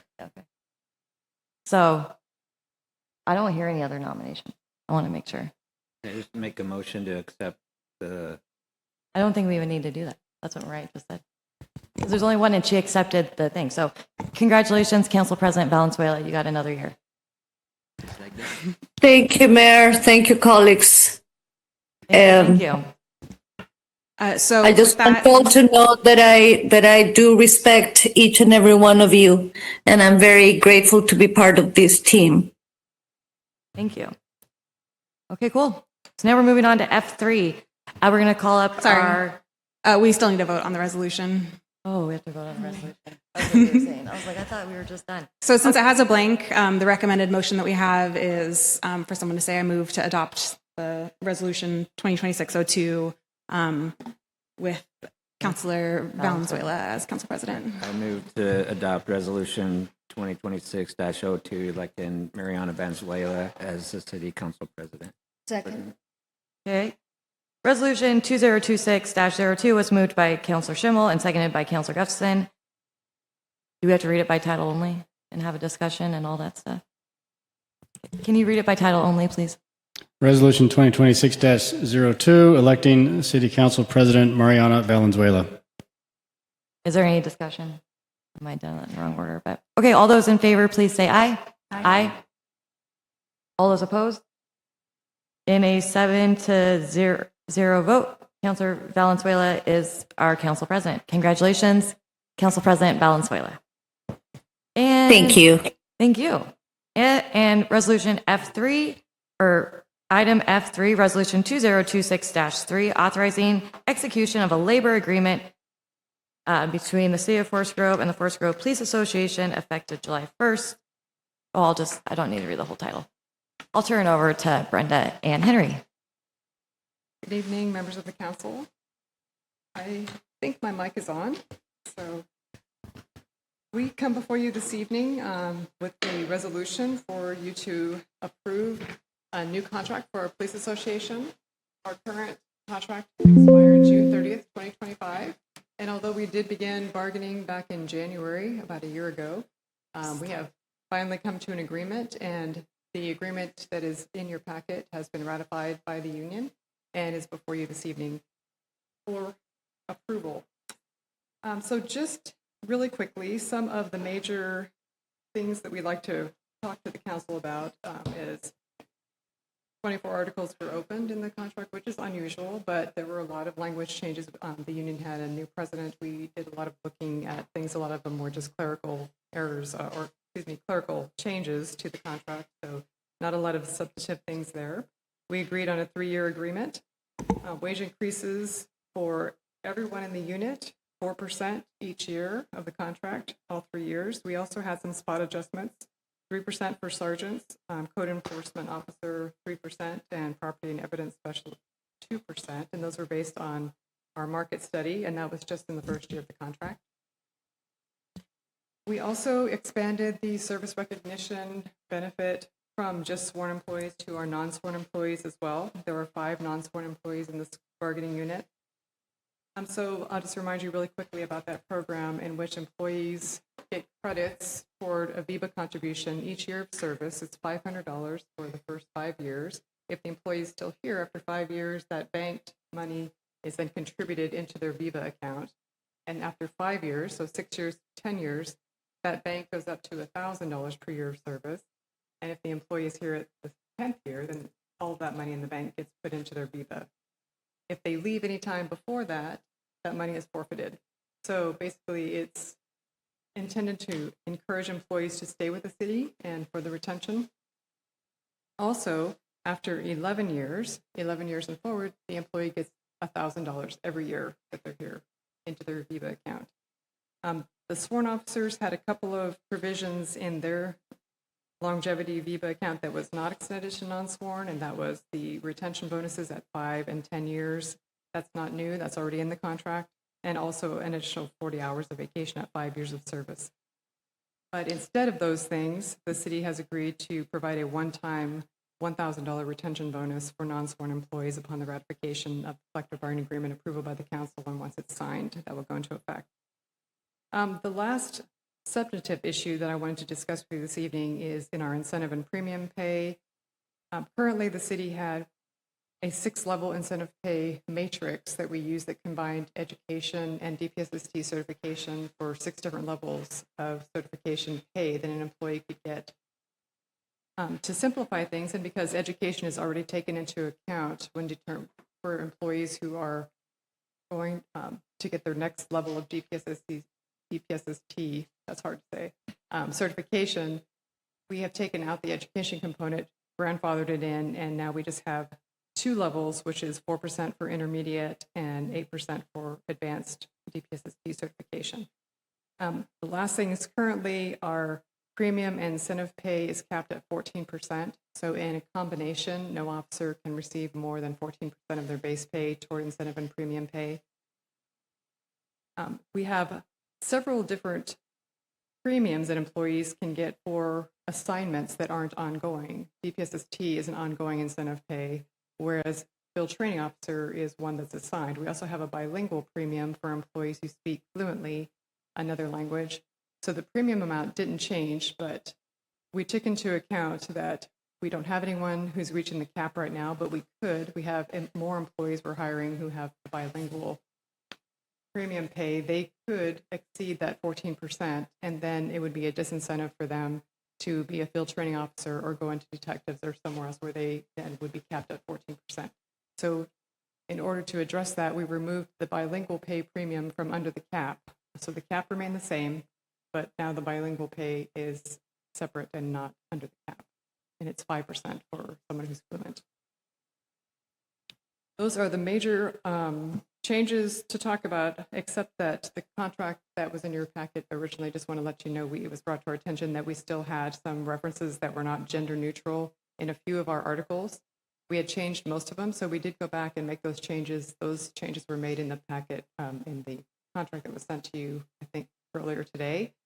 There was also one other mistake that we found in Article 28, where we had a clerical error where we left in some language that was supposed to be deleted. And so since we were already fixing that, we fixed that as well. So now the contract is hopefully all correct. And that was the last contract that was sent to you earlier today. Are there any questions? Questions for staff? I don't see any hands raised. So what's the wish of the council? Move that we approve resolution 2026-0, or sorry, I'm on the wrong one. 03. 03, yeah. I'll second. Okay. Did you second that first, though? Okay. So it's moved by Counselor Schimmel and seconded by Counselor Martinez. Let's open it up for discussion. I mean, I just want to start by saying thank you to staff and, specifically Brenda and Ashley and Henry. That was a really long negotiation period. So just thank you for the good work you all do, including Ashley, who retired from this before you did, Henry. I know, that's how I feel about all of it. Bitter. Any other comments? Okay, will the city manager please read it by title only? Resolution 2026-03, authorizing execution of a labor agreement between the City of Forest Grove and the Forest Grove Police Association effective July 1st, 2025 and expiring June 30th, 2028. Thank you. Mariah, will you call for the vote, please? Counselor Falconer? Yes. Counselor Martinez? Yes. Counselor Marshall? Yes. Counselor Gustafson? Yes. Council President Valenzuela? Yes. Counselor Schimmel? Yes. Mayor Wenzel? Yes. In a 7-0 vote, the Forest Grove City Council approves Resolution 2026-03. Thank you very much. Really quickly, I believe according to our council rules, I need to have a motion to continue the meeting past 9:30. So moved. Second? Okay, thank you. Okay, and with that, we're going to move on to item F4 on the agenda, and IGA, and I'll just let Jesse take it over. All right, thank you, Mayor, members of the council. In 1996, a group of 6 public agencies in the region formed a partnership to share technology assets and services. This group was later known as the Broadband User Group, or BUG. The BUG services include internet, firewall protection, GIS data, dispatch data, and emergency communications data. The BUG provides these services only to partner agencies. Since 1996, the BUG has grown. Forest Grove was a charter member, if you will, among the 6. It now has 18 partners in the group. All of them are public partners, all the way from banks to King City to WCCLS, To Washington County Consolidated Communications Agency, this intergovernmental agreement pertains to all 18 participating partners.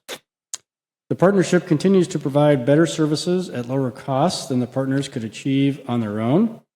This particular IGA replaces the previous IGA originally passed in 2008 and amended in 2013.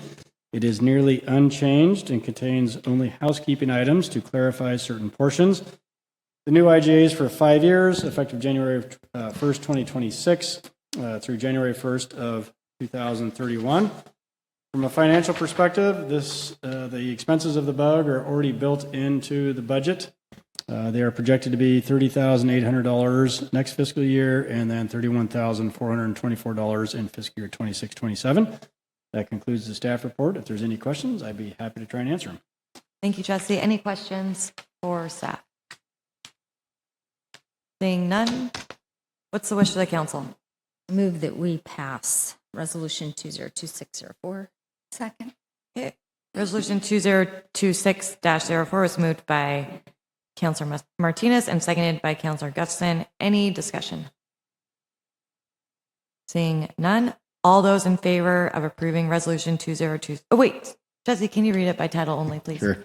Resolution 2026-04, approving an intergovernmental agreement authorizing Forest Grove to continue being a member of the Broadband User Group, or BUG, in cooperation with 17 other municipalities, districts, and commissions for the purpose of providing broadband services. Thank you. All those in favor of approving Resolution 2026-04, please say aye. Aye. All those opposed, same sign. Hearing none. Resolution 2026-04 is approved by the Forest Grove City Council. Item F5, reissuing state of emergency with the original resolution number 2025-61. Yeah, I don't think we need any more though. I was going to turn it. Oh, do you have to do it yourself? So can we put up the two resolutions?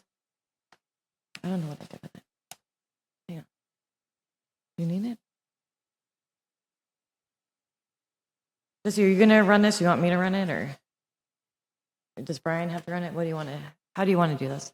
Does Brian need to run it? Can I run it? What do you want? Okay, so Councilor Schimmel brought forward our previous state of emergency resolution expired on December 31st, 2025. So this would reissue it. So this resolution reissues it. We would change the date on there.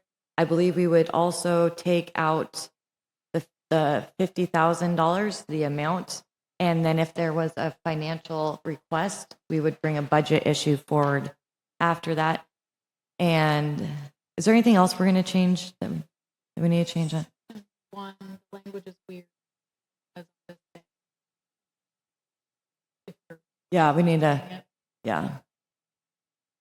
Do we need to update with the date? We can update with that day or.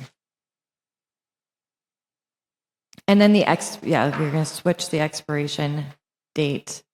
Are we going to use a year? We're going to, can we put a pin in it that we come back at the end of this year on our agenda calendar if we need to, before it expires? You know what I mean? That's my question to staff. If we put a date of December 31st, 2026, can we add it to our agenda calendar to? Of course, yeah. Are there anything else on this state of emergency that? Well, there's, for the sake of passage, I'm willing to put a pin in other provisions since we have a work session in the next meeting.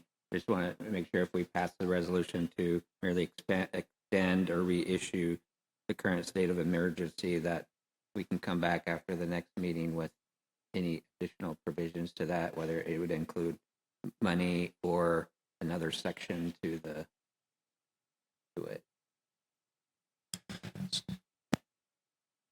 No, go ahead. You're going to answer, but I don't think From so. a monetary perspective, so if the council would like to use additional funds with regard to this emergency declaration for the purposes enumerated in Section 3 and enumerated in the emergency declaration, the council can do that. It would require just a budget amendment and another resolution regarding a budget amendment. It would be linked to this emergency declaration and citing this emergency declaration. So the same authorities that would exist under the declaration would apply to the budget amendment, and the council could determine whatever amount they would want to use and for what purpose. So I hope that answers the process question associated with the funding part. So in other words, you don't have to necessarily, the council doesn't have to designate a certain amount of funding tonight. If they want to arrive at that later after receiving more information, they can. And it would just be a separate resolution, though, that is tied to this one. So hope that helps. Yeah. Well, just as a matter of clarification, there's the provisions in the whereases. I think most of all those can agree are still remain in effect, are still true. There are 7 sections, only one of which pertains to money. So essentially have 6 of the 7 that still has some are intended to be activated by this. It sounds like we can come back in another meeting and address section 3 again if we want to issue money. And then since there's a means of tying a future resolution to this declaration, I'll wait until the work session where we can have a more thoughtful conversation about any range of provisions that we want. So just to elaborate on Councilor Schimmel's request and the way I understood it, we would keep section 3, like something about allocating funds, but by separate resolution. Or like, how do we just take it out completely, Jesse? Or how is that worded in a way that allows it like an additional resolution to be tied back to the emergency declaration? I think what staff talked about earlier, it was read something to the effect of the city manager is further granted the authority to reallocate funds and authorize expenditures under this emergency declaration as prescribed by city council. Okay. Or as allocated by city council. And then a subsequent allocation would fit essentially under section 3. It would just define the monetary amount. Do you think we could take out, to provide us with additional flexibility, can we just end the sentence at allocated by city council? Because what if we need a federal attorney? Like, what if we need something other than money to support community-based organizations? Yeah, you could take that out as allocated by city council, period. Just more, I mean, if we need to support, I think that we can decide that, but okay, cool. Okay, any other discussion on this? Any additional discussion? Just to clarify, you want the expirations set at December 31st, 2026? Is that correct? Correct. Thank you, Mariah.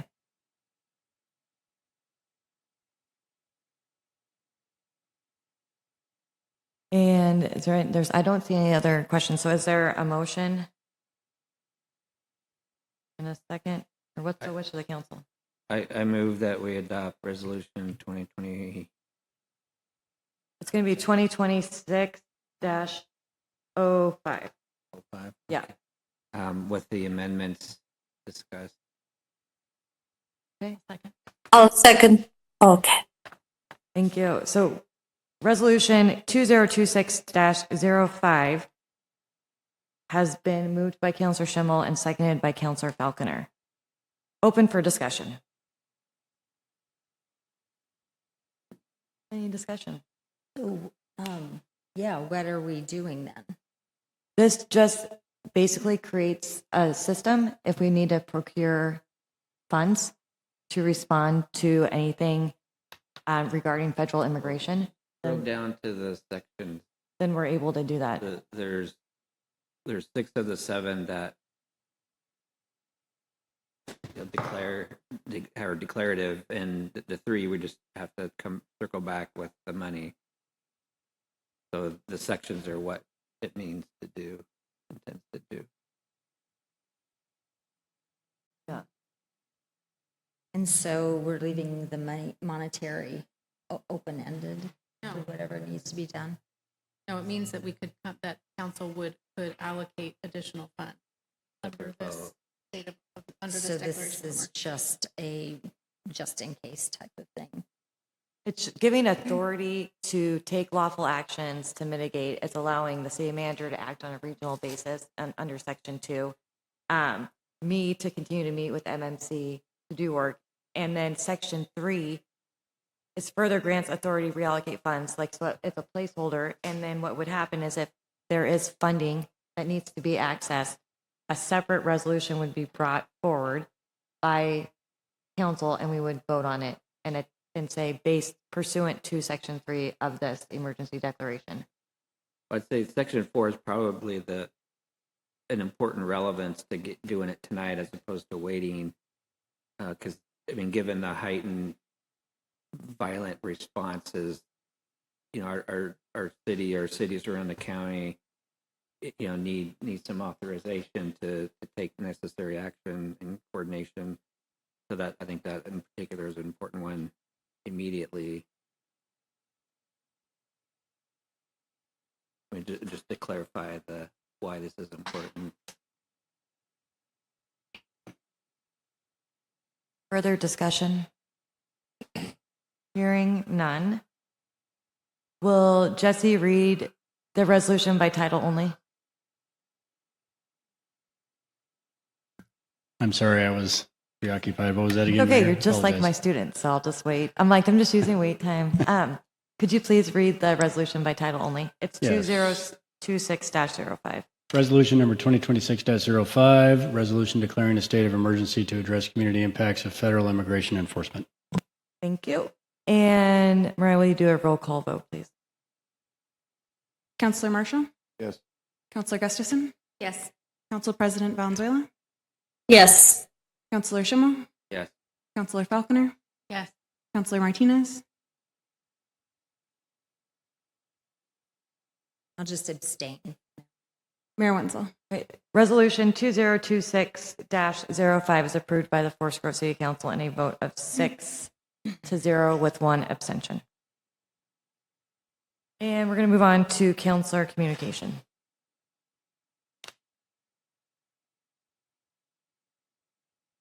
Oh, sorry, I got a call on people. Council President Valenzuela, will you start us off, please, while I get myself organized? Sorry for the delay. No problem. So for the Library Commission, our next meeting is the day after tomorrow, so I will have news on that at our next meeting. We had the meeting for the Policy Advisory Board. There were, to apply for funding, there are 3 categories. The facilities and infrastructure is one of them. There were 3 applications submitted. Then there is the second category, public services. There were 13 applications received, and then home, 3 applications received. So we went through the applications, through the summary of the applications, and we will have the in-person meeting at the Washington County Building in Hillsborough on January 29th to listen to all the presentations in person. And then we will go ahead and have a couple of days to evaluate them and decide who will be receiving funding for their specific projects. We also heard news about some projects that were completed with funding from the CDBG. One of them was with the city of Cornelius. They worked on some sidewalk improvements and also Centro Cultural, the completion of Casa Amparo rehabilitation place. So that's all I have. Great. Thank you, Council President Valenzuela. Councilor Falconer. All mine have been on break, so I don't have any reports, but I do have HLB and so Historic Landmarks and Joint Water Commission coming up, so I'll have a Perfect. Thank you. Councilor Gustafson. Pretty much the same as Councilor Falconer. But the PAC meeting was canceled last month, so I'll have a couple more coming up here soon. Okay, thank you. And then Councilor Marshall. Same. Parks and Rec was canceled last month, so we'll have Using all of your time. on January 21st, both meetings. Perfect. Thanks. Sorry for talking while you were talking. I was just saying that I appreciate this because I plan on using all of your time. Great. I'm like, sorry, but I have like Post-its and Post-its. Counselor Martinez. So with the Forest Grove Rural Fire Department, they're putting up their reader board here pretty soon onto the building there in Gales Creek. It's something that the community really wants because they do a lot of events occasionally, actually, not a lot of events, but that's their way of communicating in their town. So that's about it. I'll let Jesse do all the fire department stuff, and then Sister City will meet in a couple weeks or a week or so. Great, thank you. Counselor Schimmel. Well, CCE met this month, so they're off to a good start. But I want to move on from that. The TV Highway Transit Project Committee is going to be resuming work. They've been rested for a good long time, but we're gonna do some get some briefs on what's transpired in the past 6 or 7 months, and then resume work. So I'll have a better update, but that's kicking off again. And just a request, we can get Jesse's attention here. Jesse. Get your student. Yeah, I was gonna say Brian wants to speak directly to you. It was his anniversary weekend, so he's just here in heaven, right? Just ahead of the next work session on immigration enforcement, there's, I think if there's anything that is illustrated from Annette's testimony, it was there's some gaps in the immigration rapid response system in terms of disclosure of information that I think is compromising our ability to work toward improving our public safety. So that incident wasn't known for a month to us, and it was discovered in a newsletter. And so I just wanted to see, maybe have you help me do some discovery on, even as much as what was this process engineered for versus our role as in the policy realm, and how we can improve that reporting system, so that when we call Henry, or when I call Henry about an incident I heard about, his answer is, I haven't heard about it, and that's not his fault. No one's calling police anymore, so there's no police reports. So that system was supposed to have a closed loop with communities. So I want to just probe on how we can close that, and just as a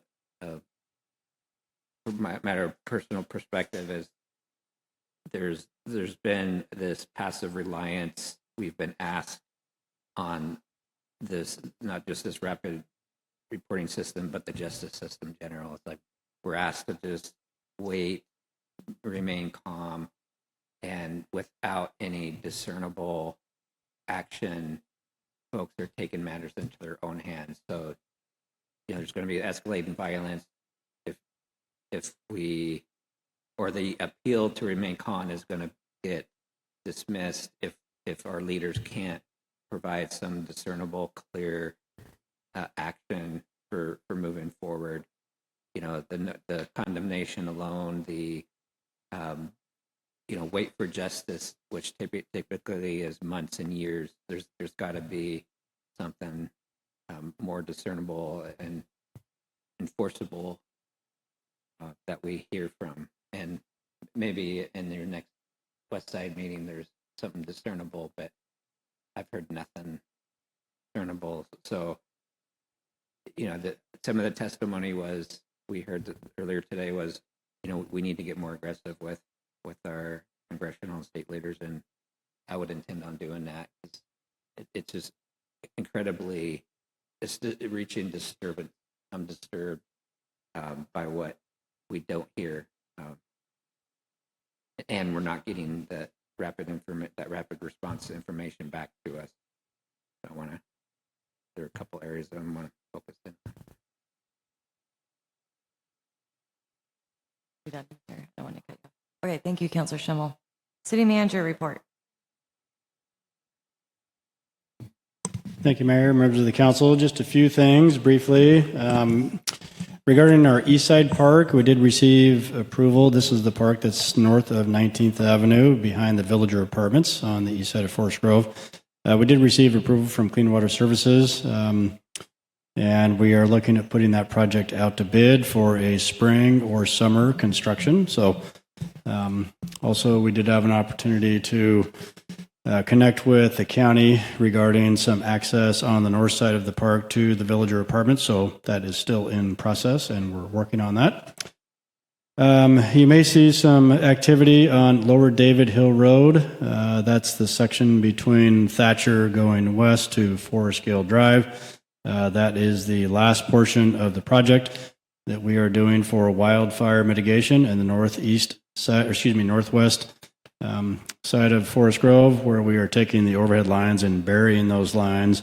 All the conduit is already in place. Now we're just running the wires. So kudos to Keith and his crew. We'll probably be out in that area for about a month. But then that wildfire mitigation project will be complete and the grant funds will be spent. And so that will position us well going into the warmer season. Fire update. We have entered into a purchase and sale agreement with the city of Coos Bay for the sale of the fire ladder truck. So that is in process and moving forward. And I think kudos to Division Chief Niemeyer and also Chief Gearing for their work on making sure that we got the best price that we could. We have been conducting a poll on the potential police facility. That's been going on over the past couple weeks, and the initial results are in.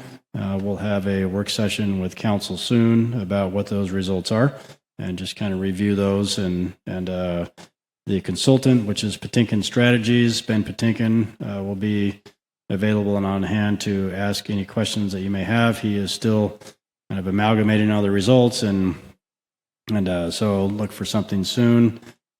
And then the Public Works building that was funded in the budget is going vertical. So all of the foundation is complete. Some of the walls are going vertical. That has been a great example of a project the City Council approved, a CMCG contract that allowed the designer and the constructor to essentially work together and do some value engineering and also coordinate on how the building was going to be built and when it was going to be built, and it's really going smooth. So that's very much a good news project, and those are the only updates I have. Thank you, Mayor. Thank you, Jesse. I have one follow-up question for you. Is there any chance, I just want to know a status update, is there any chance the pedestrian crossing with the beacon light on 8 across from Rose Grove? Yes. Can that coincide? Can we get that in the same time that park is done? Because the vision is more green space and walkability on the east side. And I want all my students from Rose Grove to walk across that street and go to that park. Great question. It has to be. It has to. No, great question. I appreciate it. In our last conversation with ODOT, that was going to be a project that was going to be done this summer.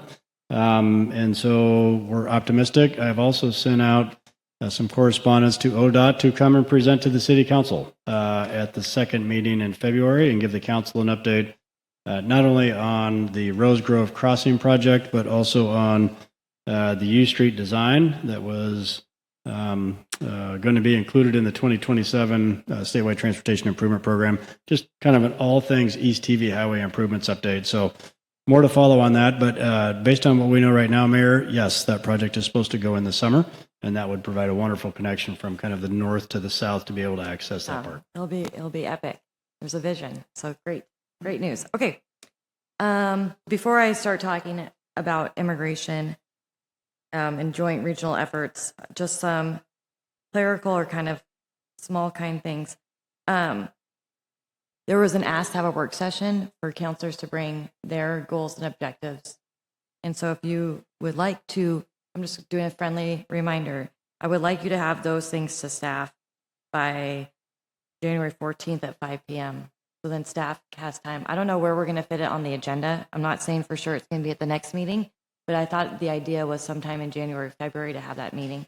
So we need to have those from you. The goals and objectives. I don't remember hearing about this. So let me review. At our December meeting, after we had our retreat, we had agreed to those things that from the vision plan. And there was discussion that we might have additional things that we want to prioritize or add to the table. We wanted the 2040 vision to be a living document that we could add to as well. And so we had come to consensus to have another work session where people could bring their ideas. Yeah, and I would add that there were even items from our previous goal setting and retreat that were not part of the conversation at our retreat. And so Yeah, we were limited to we're just, limited to only talking about those items. yeah. So I wanted to circle in and remind you all about that. So when we have the meeting, you come prepared. Can I just ask a clarified question? I remember that conversation. I just don't remember about bringing new stuff. So are we bringing new stuff and then pulling up the old stuff to see? I'm just wondering how, because I mean, I could think of a lot of stuff. Well, How chaotic will it I get? think that we've all been on the council for a while. So we know that keep it's for the next 2 years. It's to go with this budget, right? Or maybe a long term, but you don't want to, Sorry, I thought the context was something that was from a previous version that we wanted to. I thought the context was the previous and something new, because the deal is if you take something off, but you don't have to. I'm just saying what I did. But I would also recognize the fact that there's 7 of us, and if we all bring a list of 20, that's going to be no benefit at all. Yeah, and I just to clarify, I don't think that the ask wasn't to bring all the things that you want included in the goals for the next 2 years. Yeah. It was sort of like, how are we building a living document out of this vision plan, and that, goals and strategies, can continue to sort of like build up, and then, then we can discuss them at the next year's retreat, whether or not we, elevate and prioritize some of these other items, but to just have sort of like a clearinghouse of all these things so that staff is prepared, like knowing where we're thinking. It's going to be more agile too, being able to switch things around. If we decide to change something, we can do that. We won't be reinventing the I've wheel done every this time. my entire career. That sounds like a train wreck to me. Well, let's just wait and like open Pandora's box to bring new stuff in when we spend all this time on a process. We have a process, but there was also consensus. I'm going to push back. There was also consensus that, and I don't want to rehash the retreat right now, but when we're looking at economic development and downtown revitalization, and there was no action item in the 2040 plan about the URA and density and bringing housing and bringing foot traffic to downtown, which all of us who do this work and know that that's how you help small businesses. Like I'll just be the person to say it. I was frustrated at the retreat when I was limited to and no offense to the community, like no offense at all. The community brought action ideas and things they wanted to do. But also I have prior knowledge. I have what I'm hearing from the state. I have what I'm hearing from other cities, and I want to bring my ideas too. And our consultant did not let us do that. They did not let us say, like, here's the 4 goals you want to work on. I mean, I would have been even fine if we picked the 4 goals we want to work on, which I believe we did, and then said, like, okay, so if you don't think something on this list is a priority for the next 2 years, do you have a different idea? We couldn't even do that. And that's what this came out of. Not my understanding of the consensus, nor did we have minutes stating that consensus. I understood it to be bringing in what was on a previous version. Because now we're basically circling back to we're 7 people are going to be inventing their own things, sprinkling them in here, and imagining that we know what the right things are versus our boards and commissions that fill in the details of some of that, especially on economic development. Well, I mean, I'm trying not to be like rude and shut it down, but there was consensus to do this work session. There was consensus to do it the way it was done. But I don't Well, You're a like- document to prove that. What? I know, but so right now, we're going off, we're like having a full-on discussion about this right now during mayor's comments. And with all due respect, it's like one off. So I can't, I fully believe there's nothing I can say to you that will change your mind. And honestly, I don't know if that's appropriate now. All I can say to you is we're having a work session to review our goals and priorities. And we can check after this meeting about the minutes. We can check for consensus, and staff can email us out and say, this was the consensus for this next work session. But to me, that's how we move forward. Can I make Angel. a suggestion?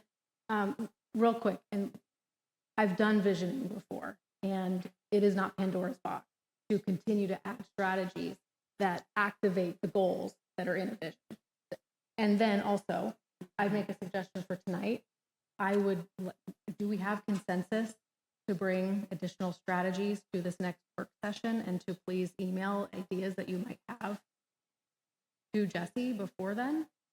I mean, New stuff? yeah. I remember what Counselor Schimmel remembers, and I could be very well wrong as well, right? But that's fine. Whatever it is, whatever we agree on is fine with me. Would you like to bring items for discussion at that work session? So I think you have a sense. Because that was one thing I was frustrated with too, is that we didn't, if we had other things, concerns from the year, that we weren't able to express. And, I've heard this issue of like, what was the consensus? So as the presiding officer, what I try to do is say at the end of each meeting, I'm hearing the consensus is this. Is there a way, we're not really getting our minutes to a way that, so this is, I'm not like trying to throw staff under the bus at all, but this has come up in this dais. This is the second time where there's been a question about what the consensus was or not.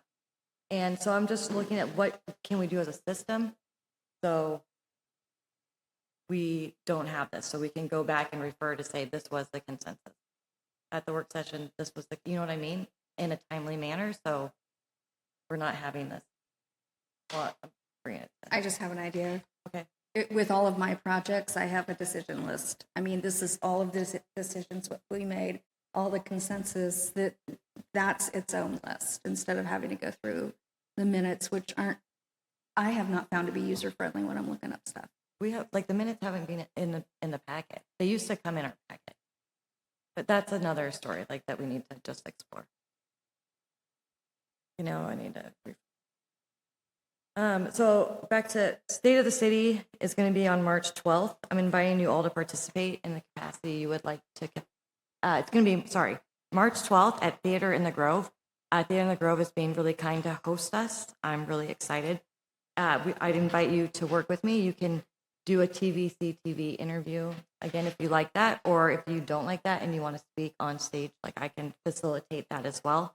Let me know your thoughts. I'm meeting with Stephanie and Joyce tomorrow to go over that. Washington County Coordinating Committee met today. TriMet is planning lots of cuts. So they're going to make $300 million in cuts. In March, they're going to reduce the frequency of lines. In August, they're going to cut lines completely. That's going to total a 6.5% cut. Their goal is a 10% cut by July 1st of 2028. What has increased their costs are security cameras. They have, So anyways, that was what Forest Grove isn't really, I think maybe our frequency will get cut a little bit. Who knows? But we have one line, and so they can't really. But Tualatin, it's really impacting Tualatin and Tigard.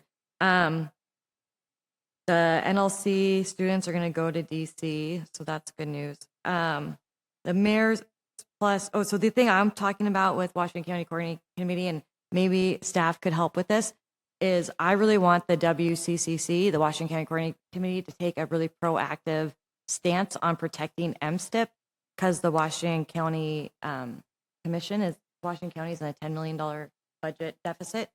And so they're going to be making hard decisions on what to cut. And we really need, and I'm afraid that they're not going to they're not going to look at the library because they just had voters approve a bond or a levy, and then also public safety levy. So that kind of leaves MSTIP. Forest Grove is highly, highly dependent on MSTIP money. They've cut it the last 2 years. And so if we could have projects, the economic cost of deteriorating infrastructure, like I feel like we should go in really heavy and proactively about why they cannot cut MSTIP. So if the city could provide some information so I can give that to WCCC or Greg can on the TAC, that would be helpful. So immigration, I meet with the regional immigration group on first and third Mondays. Governor Kotek has come to speak, Congresswoman Bonamici. We talked about the legislation I shared earlier.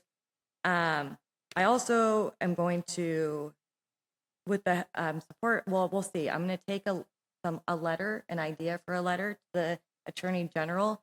I'm going to present it to the MMC Executive Committee and see if they will support writing a letter to the Attorney General for like 4 cities. And some of the questions I just want guidance from our Attorney General, right? What is the role of local law enforcement in ICE or federal agent arrest? What's the role of the National Guard? I think I had another question, but I have too many pieces of paper. Hang on. Well, you probably don't need to know all my questions, but definitely asking for some guidance on some of these things. Maybe I should do congressional. Then we did call for the last thing, and then I'll let you all go. We did ask staff, or we did set aside a work session, the second meeting of the month, on federal response in Forest Grove. And so for the first meeting, we need to give staff direction, and I kind of want to run this by council. So what I would like the staff to focus on, oh my goodness, why do I have all these things? Okay, I would like the staff to focus on these are my ideas. Using the video and public comment we received in tonight's council meeting as a case study. What is the role of local police if so that situation did happen in Forest Grove. We know it happened. Do you want meeker watchers or legal observers calling the police department? If the police department was there, what would be the local enforcement protocol? How would you respond? What is the role of the city in preserving physical evidence? And then I want the city to identify and present with us at this work session, who is our incident commander? Who is the person in charge of, if we're in a state of emergency, people are not feeling safe, these things are happening, who's in charge of navigating Attorney General, relations with federal officers, local law enforcement, the county? And then I want a standard communication process for all things that emergency or any situation. I know this is about immigration and federal response, but any time the citizens and the community members are going to look to the city for a message, there should be a standard system and process for things to come out. I've been kind of frustrated, like trying to navigate that, and when I can't get a hold of, so I don't want to out all of that right now, but I really feel like we should tighten up some things in our systems and process, because as things become more uncertain and uncomfortable, people are going to look to their community and their city for more. And even if our communication messages, we don't know right now, we are aware of the situation, this is our next steps, like something needs to come out. So I think we need to have a standard communication, who's in charge, who responds, who okays it, boom, boom, boom. So that's what I would like our first work session to be about. And then my thought is, moving forward after that, at the end of each work session, the council comes to consensus what they would like the staff to bring back or what they would like to discuss for the next work session. The only issue with that is as things come at us fast, if we need to reroute or change, then we can talk about it at the meeting in between, potentially. Would be. I'm just trying to if the council has another option, I'm just trying to figure out an approach. The council asked for it, so the council needs to provide the substance, the meat of what they want to chew on and discuss and figure out. But I'm trying to figure out a system or a process to make sure you all have a say in what we're doing. So that's my go at it. Any thoughts about that? I think those sound like really topical subjects for And are we okay with then at that meeting, deciding what we should talk about at the next meeting? Is that okay? I see head Yeah, we nods. can change it, right, if something Yeah. else Yeah. pops up, yeah. We also want to just give staff enough time to be able to talk to the lawyer, talk to staff and do the. Okay. Thank you for staying late. I'm going to adjourn this meeting of the Forest Grove City Council at 10:17. Good evening, everyone.